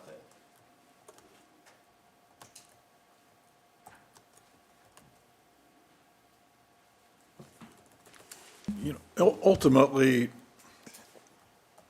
and the state auditor put this in his report, is that there's got to be an upward push on property tax rates when you give away property taxes to a developer, because the entities that are providing the services still need to provide the services, and they're doing that now without the money. So they either have to provide less services or they have to get more money. I mean, that's just plain economics. So if you hold back some of the TIF and you say, okay, we're going to support it at this level versus this level, I think that ultimately probably results in less upward pressure on property taxes.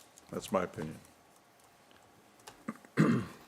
I might be naive to think this, but I really think that after visiting with the gals in the Vitality Village in Columbus, I really think if the city were to put together again for the ninth time, a formulated plan of what we need, and then you shop that out, I wonder if you would get, I think you conceivably could get multiple developers to look at a project. And one developer might not need TIF, one might need TIF, one developer might need, you have competition for that. If it's easy, you don't have to start at zero and take all the incoming fire from, because you brought up the word TIF. We've already determined this is a problem, then you try to solve it by finding the developers.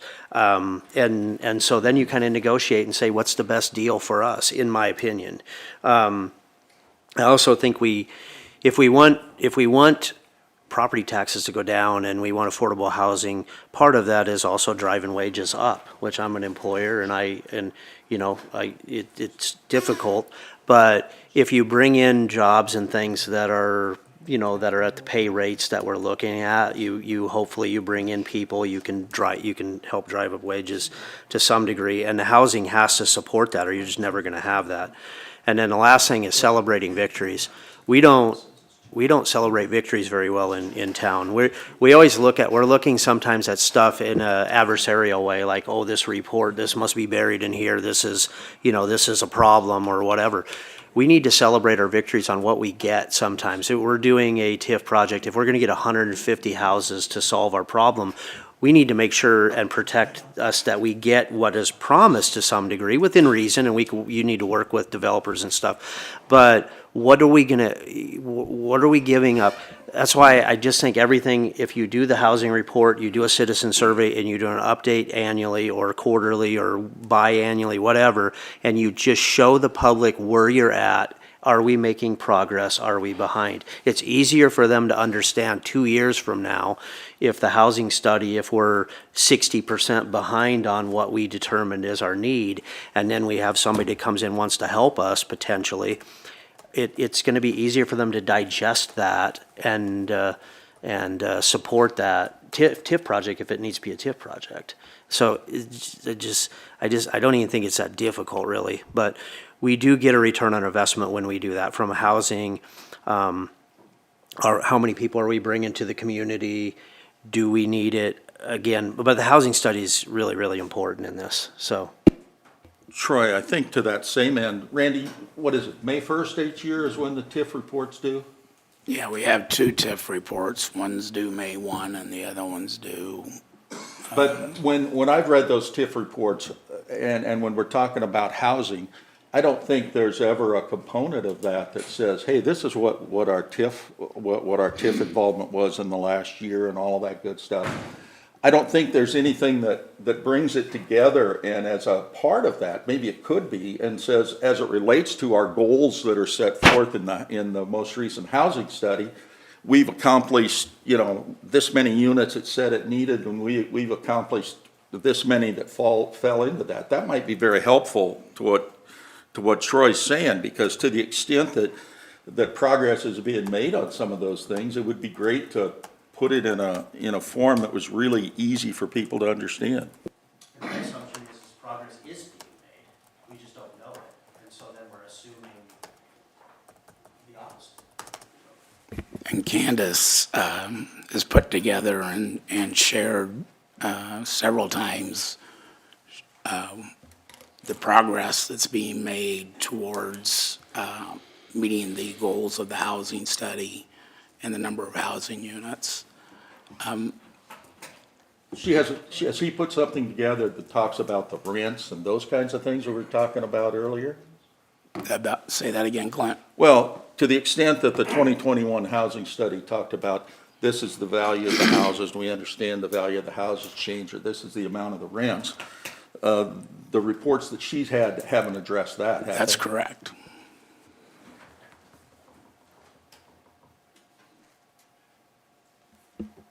Hi, Paul. Hey. Public comment? You want to go ahead and Am I input too into early your for thoughts? Am I too early for public comment? You're there, go ahead. Well, I just wanted to say I support what Jan and Gina and John say about, and Scott about the TIF and how it works. Jan, I know, has done TIF and knows how it works and the struggles that sometimes that you incur. And I don't know, I have one project I've done, and everybody thinks I'm making $1 million out there, but here's the story. I borrowed probably $2 million to get started out there, and I borrowed that at 6%. I started off at 4, I think. Now it's up to 7% on that money, plus phase 2 now too. But so the first year, I think I sold maybe 2-3 lots, and you're telling me you're giving me the taxes. Well, I'm paying interest on the $2 million to pay for the water, sewer, site work, purchasing the property. That all goes towards, and those are allowable, and those are all included in the but-fors and whatnot. But so I sell 3 lots. It takes a year to build the house. Takes a year to build the house, maybe a year and a half on some of them. The tax man isn't paying me anything until that's assessed, and it doesn't get fully assessed for another year. Well, once the house is complete, it's probably almost 3 years before there's any assessed value coming back to the TIF to me. 3 years. I sold those first lots for $100,000, $90,000 to $100,000. There was 14 of them. That's $100 million. I borrowed $2 million, roughly. I don't know. These are round numbers I'm throwing out. So I'm paying interest on that money. And I am not getting anything. I'm getting lot sales. I get the money from the lot sales. That goes, but that pays for the infrastructure, some of it. But the interest is killing me. Interest is a killer. If I had deep, deep pockets, it would be a different story, but I don't. And so it's not a day one that TIF money starts rolling into Mr. Metalman. It doesn't work that way. And I think Jan can vouch for that. She's done some projects. I don't know if anybody else up here has done a TIF project or been involved actually in any development. You know, Troy says he's gonna sit, not putting it down or anything, we say you're gonna wait for developers to come in, but with what you guys are trying to do to developers with all the rules and regulations and the hoops you're trying to make us jump through, you're not gonna get anybody coming to Norfolk, Troy. They're gonna go to Fremont, they're gonna go to wherever it's easy to do. And the Nebraska laws and statutes are for everybody. There's no reason we, as the city of Norfolk, have to create obstacles for developers or anybody and hurdles that are larger than required for any other town in Nebraska. It's just crazy, I think, some of the stuff that you, Mr. McKenzie, are talking about, specifically. Like, I can't talk to my councilman? I can't gather 2 of my councilmen in my district, Ward 4, I can't ask those 2 guys to come out and talk to me? That is ridiculous. And I think it's probably unconstitutional for you to tell me I can't talk to my councilman. That is just crazy. There's several things that have been said up here that I do not agree with, but I don't know if anybody has a question of me. I would gladly try to answer it. I don't have all the information in front of me, but I'm just going to respond to the fact that we're putting all this extra burden on and nobody's going to come build. Columbus, through their Vitality Village, had all kinds of the covenants. city's doing that. Let me finish. The city is doing that project, not any private developer. It doesn't matter, Paul, It because, does too. will you let me finish talking? The city's at risk. Are you going to let me finish talking before you interrupt me again? I can do what I want, but go ahead. I'll wait until you're done and I'll talk about it. Go ahead. So Columbus, with Vitality's Village project, sent out 70 RFPs with all kinds of limitations of what they wanted. Pricing, rental restrictions, everything else. They got 18 responses back. They targeted to exactly what they wanted, and they had an overload. They limited it to 5 that they interviewed. So they had an overload of people wanting to do those projects. So by you saying we're having all these restrictions, it's going to stop builders, I completely disagree with that. I have the same just a minute, restrictions Paul. on my facility. That ground went for cheap, Jim. That was not retail Yeah. priced. The city of Columbus made no money. There was no developer making any money, which seems to be the driving concern of you. That somebody's making money and they don't deserve it. That's completely untrue. Well, it certainly looks that way. So, and that's fine, you can have that opinion, but That's everybody's the opinion apartment, of it, Mr. the McKenzie. apartment developer is getting some of the TIF money, and he's using that money to hold the rents to a certain rate. And so, the other part of that TIF money went to make those properties basically very inexpensive for the developer. So it's in essence TIFing yourself instead of TIFing a developer. The net result is you get housing built to be exactly what the community needs and what their highest priorities were, and that's what they did. And they had plenty of There's developers. needs, all housing, there's requirements to do for all that. types of housing, Mr. McKenzie. There's affordable housing, there's just all kinds of levels that people come. When somebody moves out of this house and moves up, somebody moves in and then somebody's moving into that one. It's a steady progression up. And there's nothing wrong with that. That's making a living, making a profit, doing well. Except you want to put all these restrictions and loopholes and, or not loopholes, but restrictions on developers in Norfolk. I'm not putting restrictions on developers. I'm I can't saying, talk to my city councilman? That's a you pretty can big talk to them, restriction. but if you're asking for $10 million of TIF and you talk to every single city council person to find out if they're going to support you, then I have a problem with that. Why? Because it circumvents the Open Meetings Act and it circumvents the public Oh, bull. hearing process. 100% it does. So I can't talk to my congressman? I can't go see Mr. Flood? Absolutely you can. Okay, so then I can go see one of the councilmen also.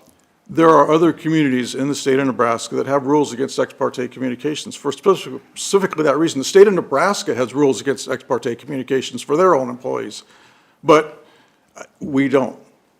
And so I'm just saying, I have a problem with circumventing, because it creates the perception that the decision is made before it ever comes in front of the Well, I public. would rather have interviewed every councilman that I have that sits up here before I go out and spend $300,000, $400,000, $500,000 on engineering and whatnot if they're not gonna pass it, if they're not even gonna consider it. I'm going to ask that councilman, yes, if he would support it if I do this, this, and this.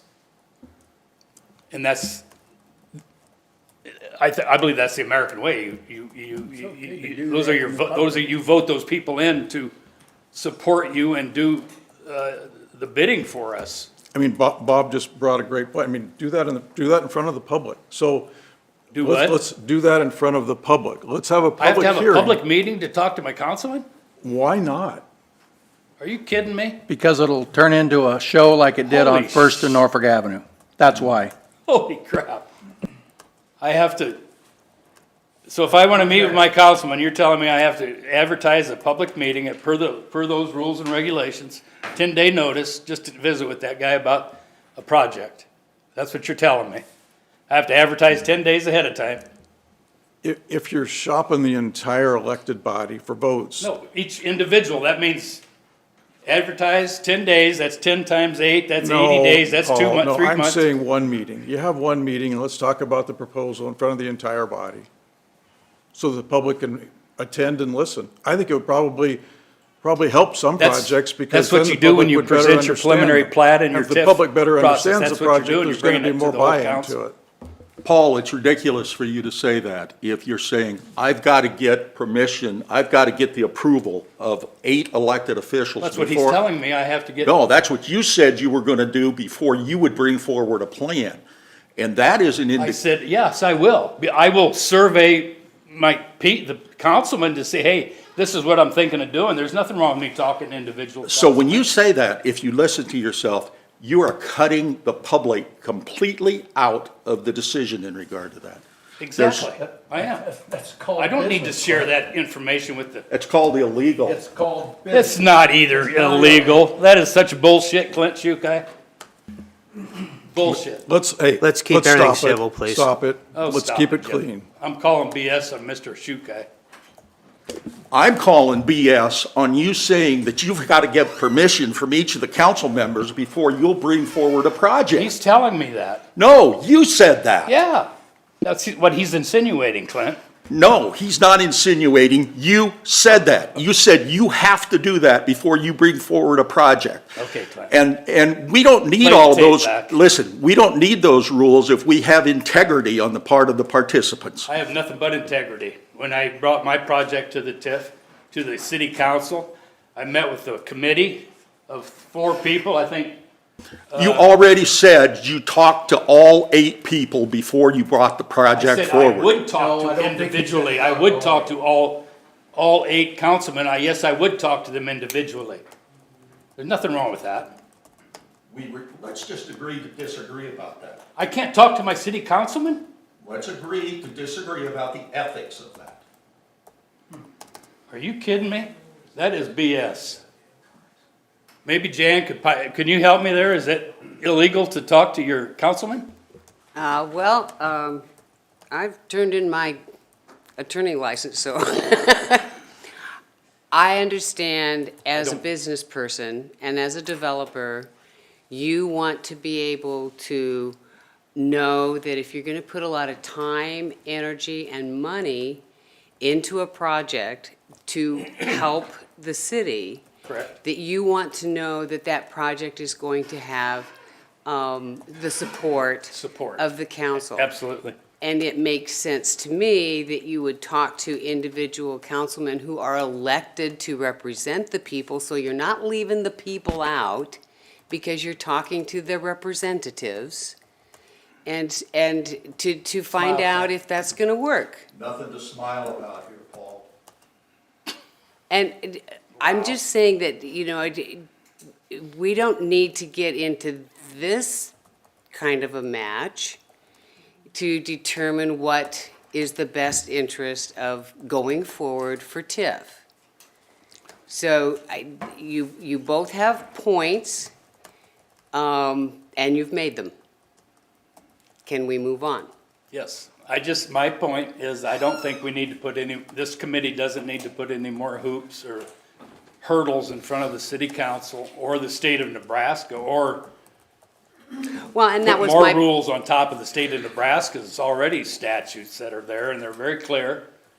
The but-for clause is there. When I did my project, I complied with all those. I showed, he has all my numbers for the purchase of the property, water and sewer, streets, the costs of all that are on that. Randy has all that. and it is very costly to put in the streets and It's all of the, When I started out, concrete was $80.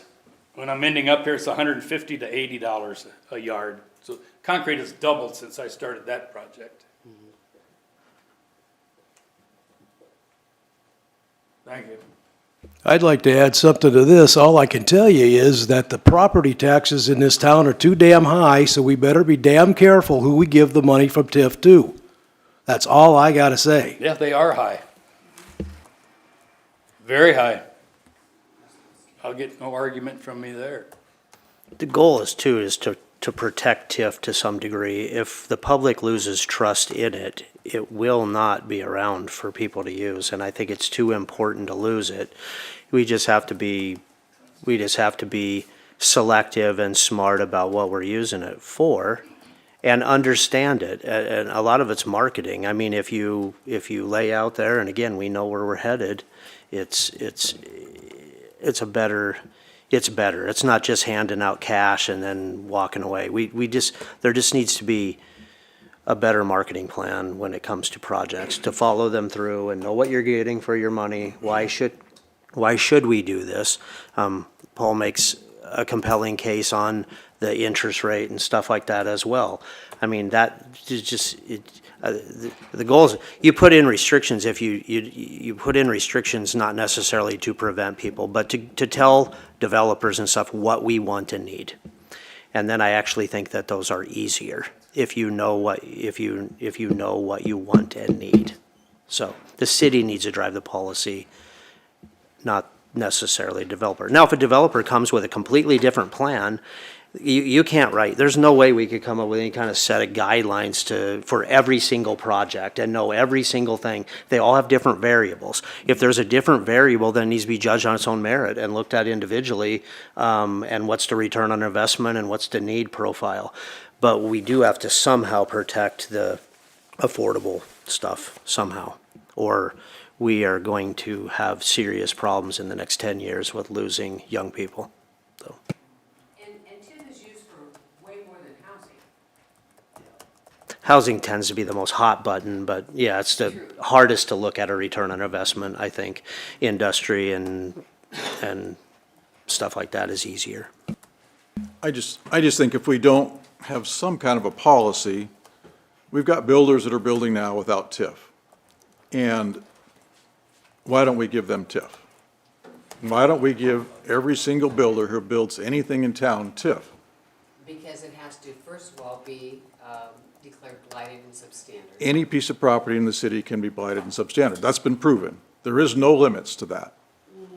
I think there is. Well, for instance, the one out there in 35 in Benjamin, by itself, that piece of property would not be able to be blighted and substandard. So you add adjacent properties until you check the boxes, until you get a parcel big enough that checks all the boxes so it can be blighted and substandard. So there's absolutely no limit.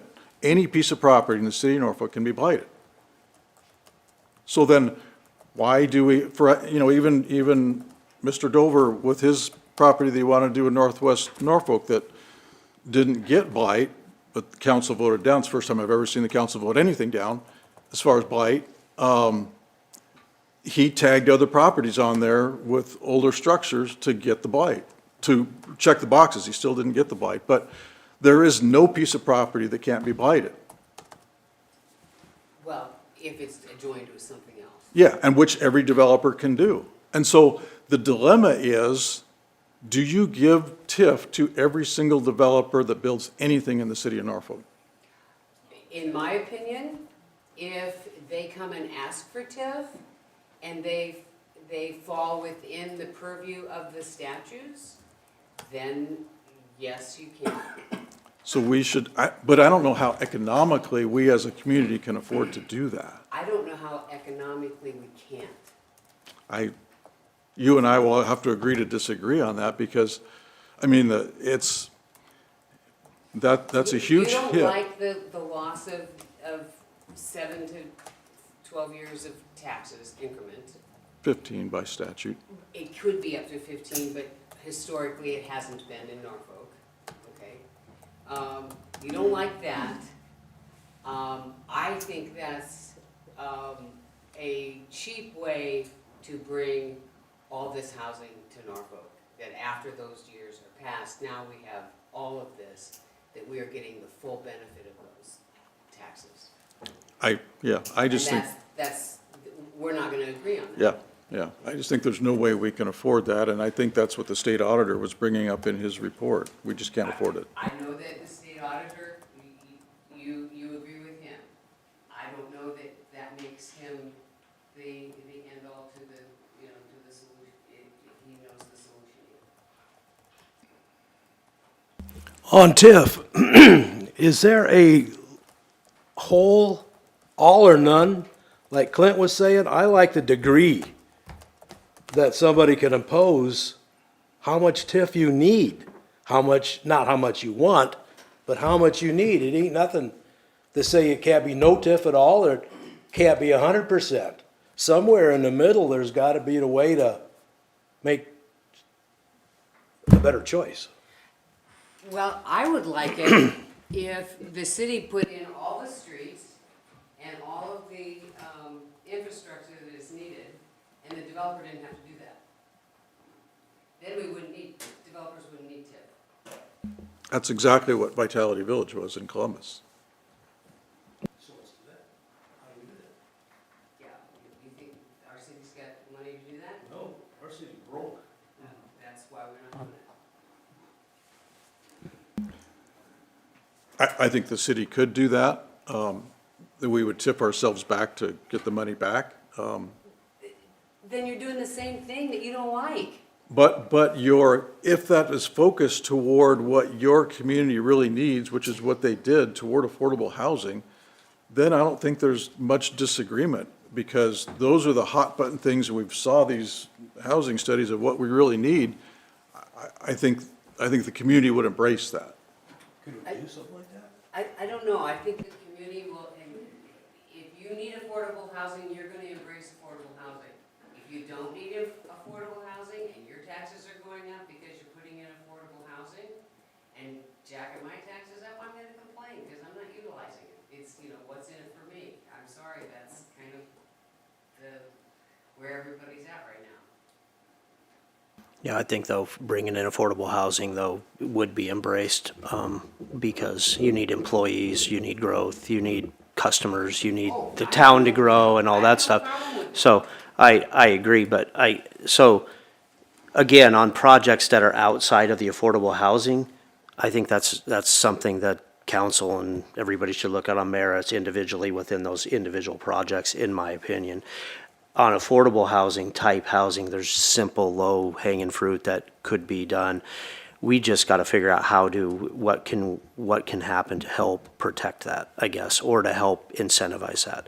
And again, not to make it more difficult, actually to make it easier. We're not right now getting that. We're not solving that problem at the moment. So it's not being addressed. So, and it's a difficult problem.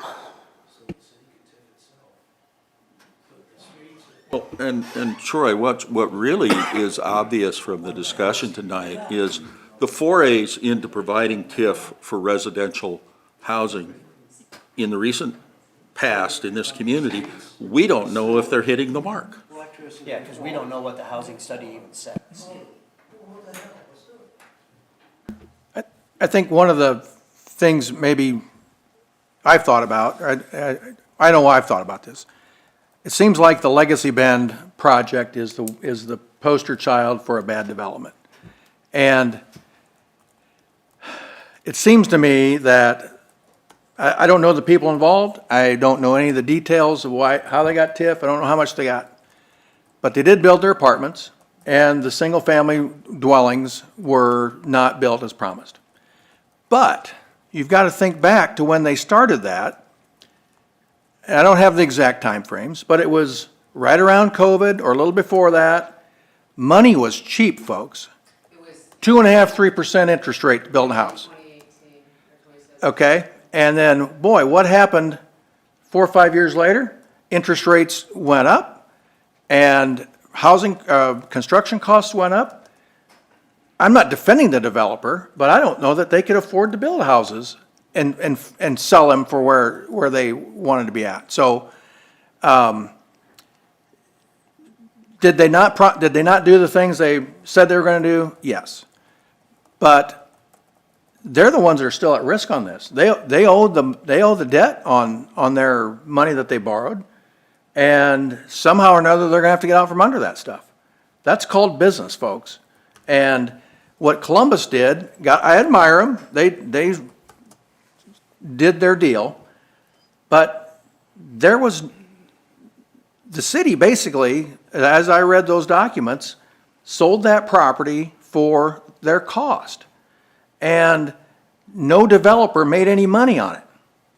And that's fine for their situation. They were able to then build houses for their price points that they were targeting, and it worked. I don't know that it can work here. I don't know that it should work here. But I don't like to see, Jim, I don't think you would support the city if they said, we're going to buy all that property on 35 and Benjamin, and we're going to do what's the name of the place? The village, the Vitality Village concept.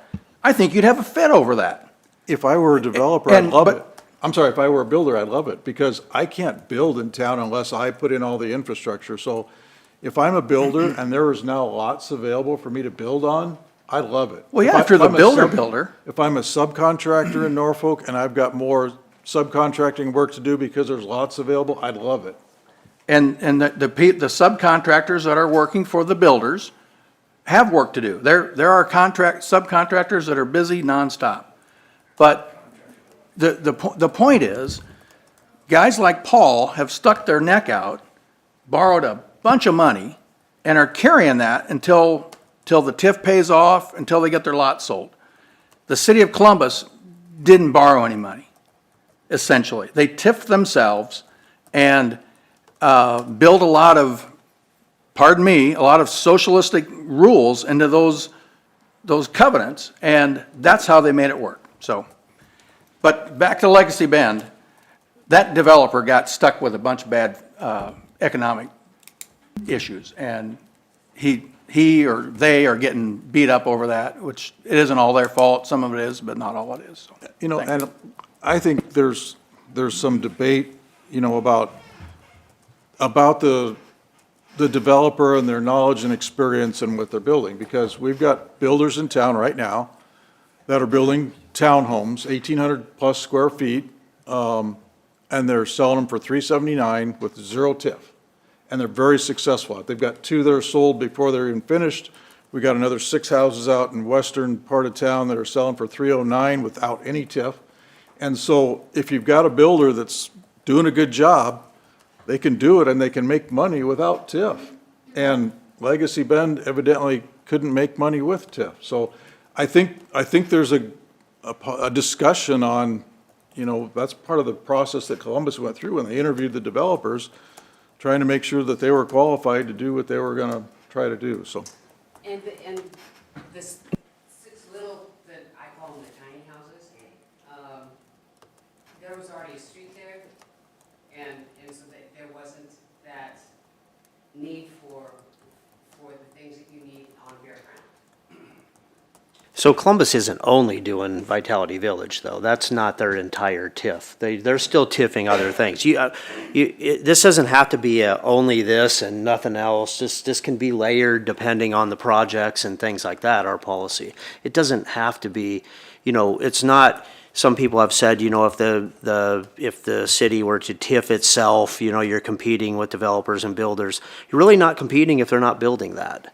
And you're not solving the problem of you are taking some tax money away from the city, because if you get a return on your investment, or you're solving a community need that's been determined, then that's what we should utilize TIF for, especially that stuff. The other stuff, again, on its own merits, the council can look at ROI and say, is this going to give us a return on investment?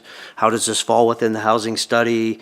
Again, adjusting it with the housing study to fix the problems that are in front of us. Gina brought that up. That's a good idea, because, I mean, the housing study might show something completely different than we think it does. When it comes to apartments, is it $1,200 apartments? Is it $700 apartments? Where is the real shortfall? It'd be interesting to know how many days on market houses are within different price points, because that probably shows you demand. And I know the lower ones are selling fast for sure, but.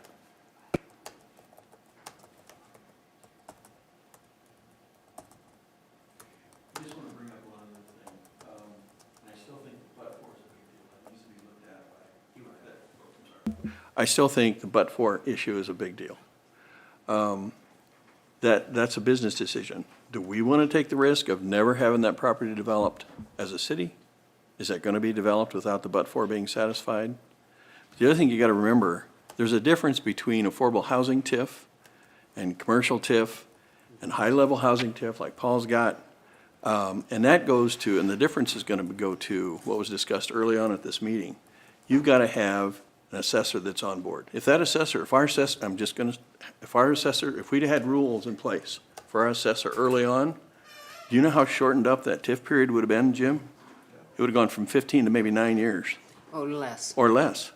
Because those houses are going to be highly valued houses. They're going to be highly taxed houses. that property's gonna be repaid fast, but we have to tighten up the whole process.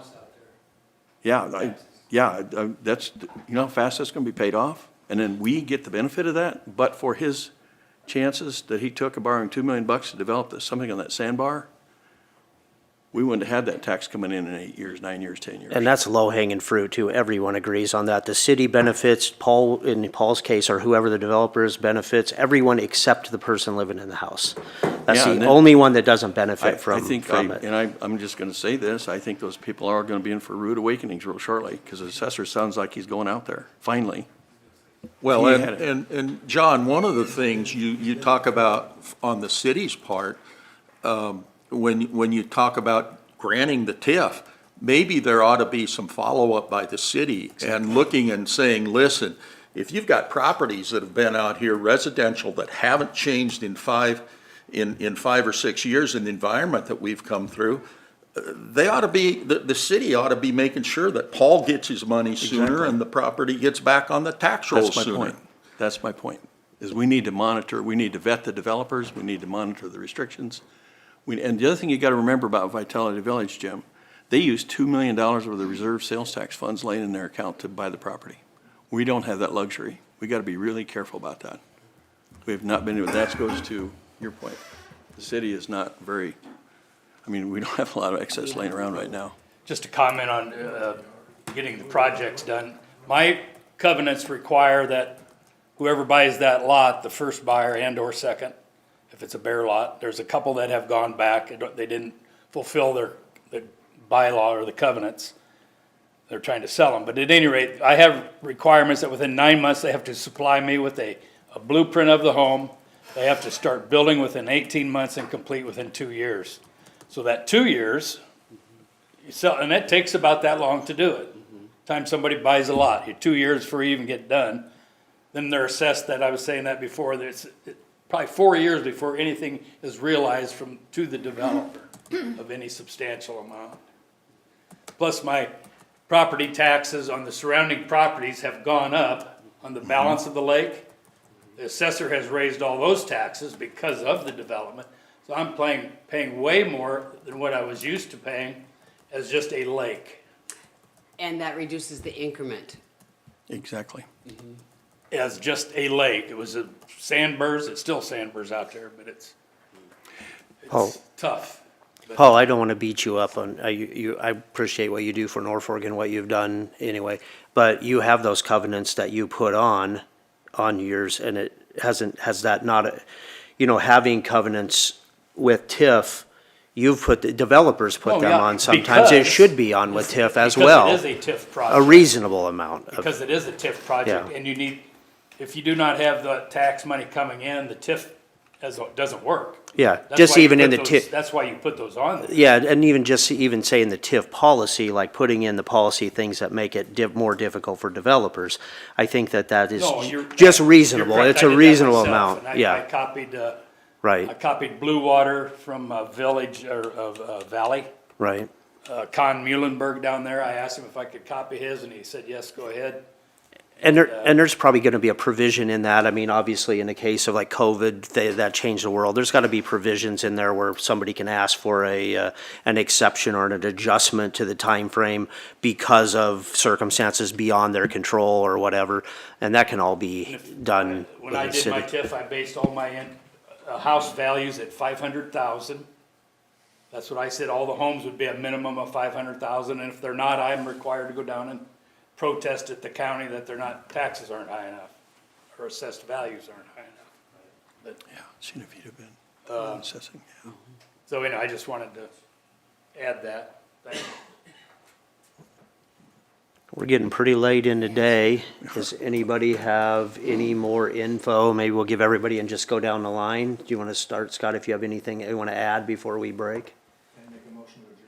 Well, then we'll start on that end. If nobody has anything to say, then we'll take Scott's motion to adjourn. All right, all in favor, say aye. I've spoken enough too, yeah. It's time to go home. I think we made some good progress here. We gotta talk about some things. I don't think we can do a CD. We don't have the reserve funds laying around to bet. And why do we want to take the risk I know, with exactly. taxpayer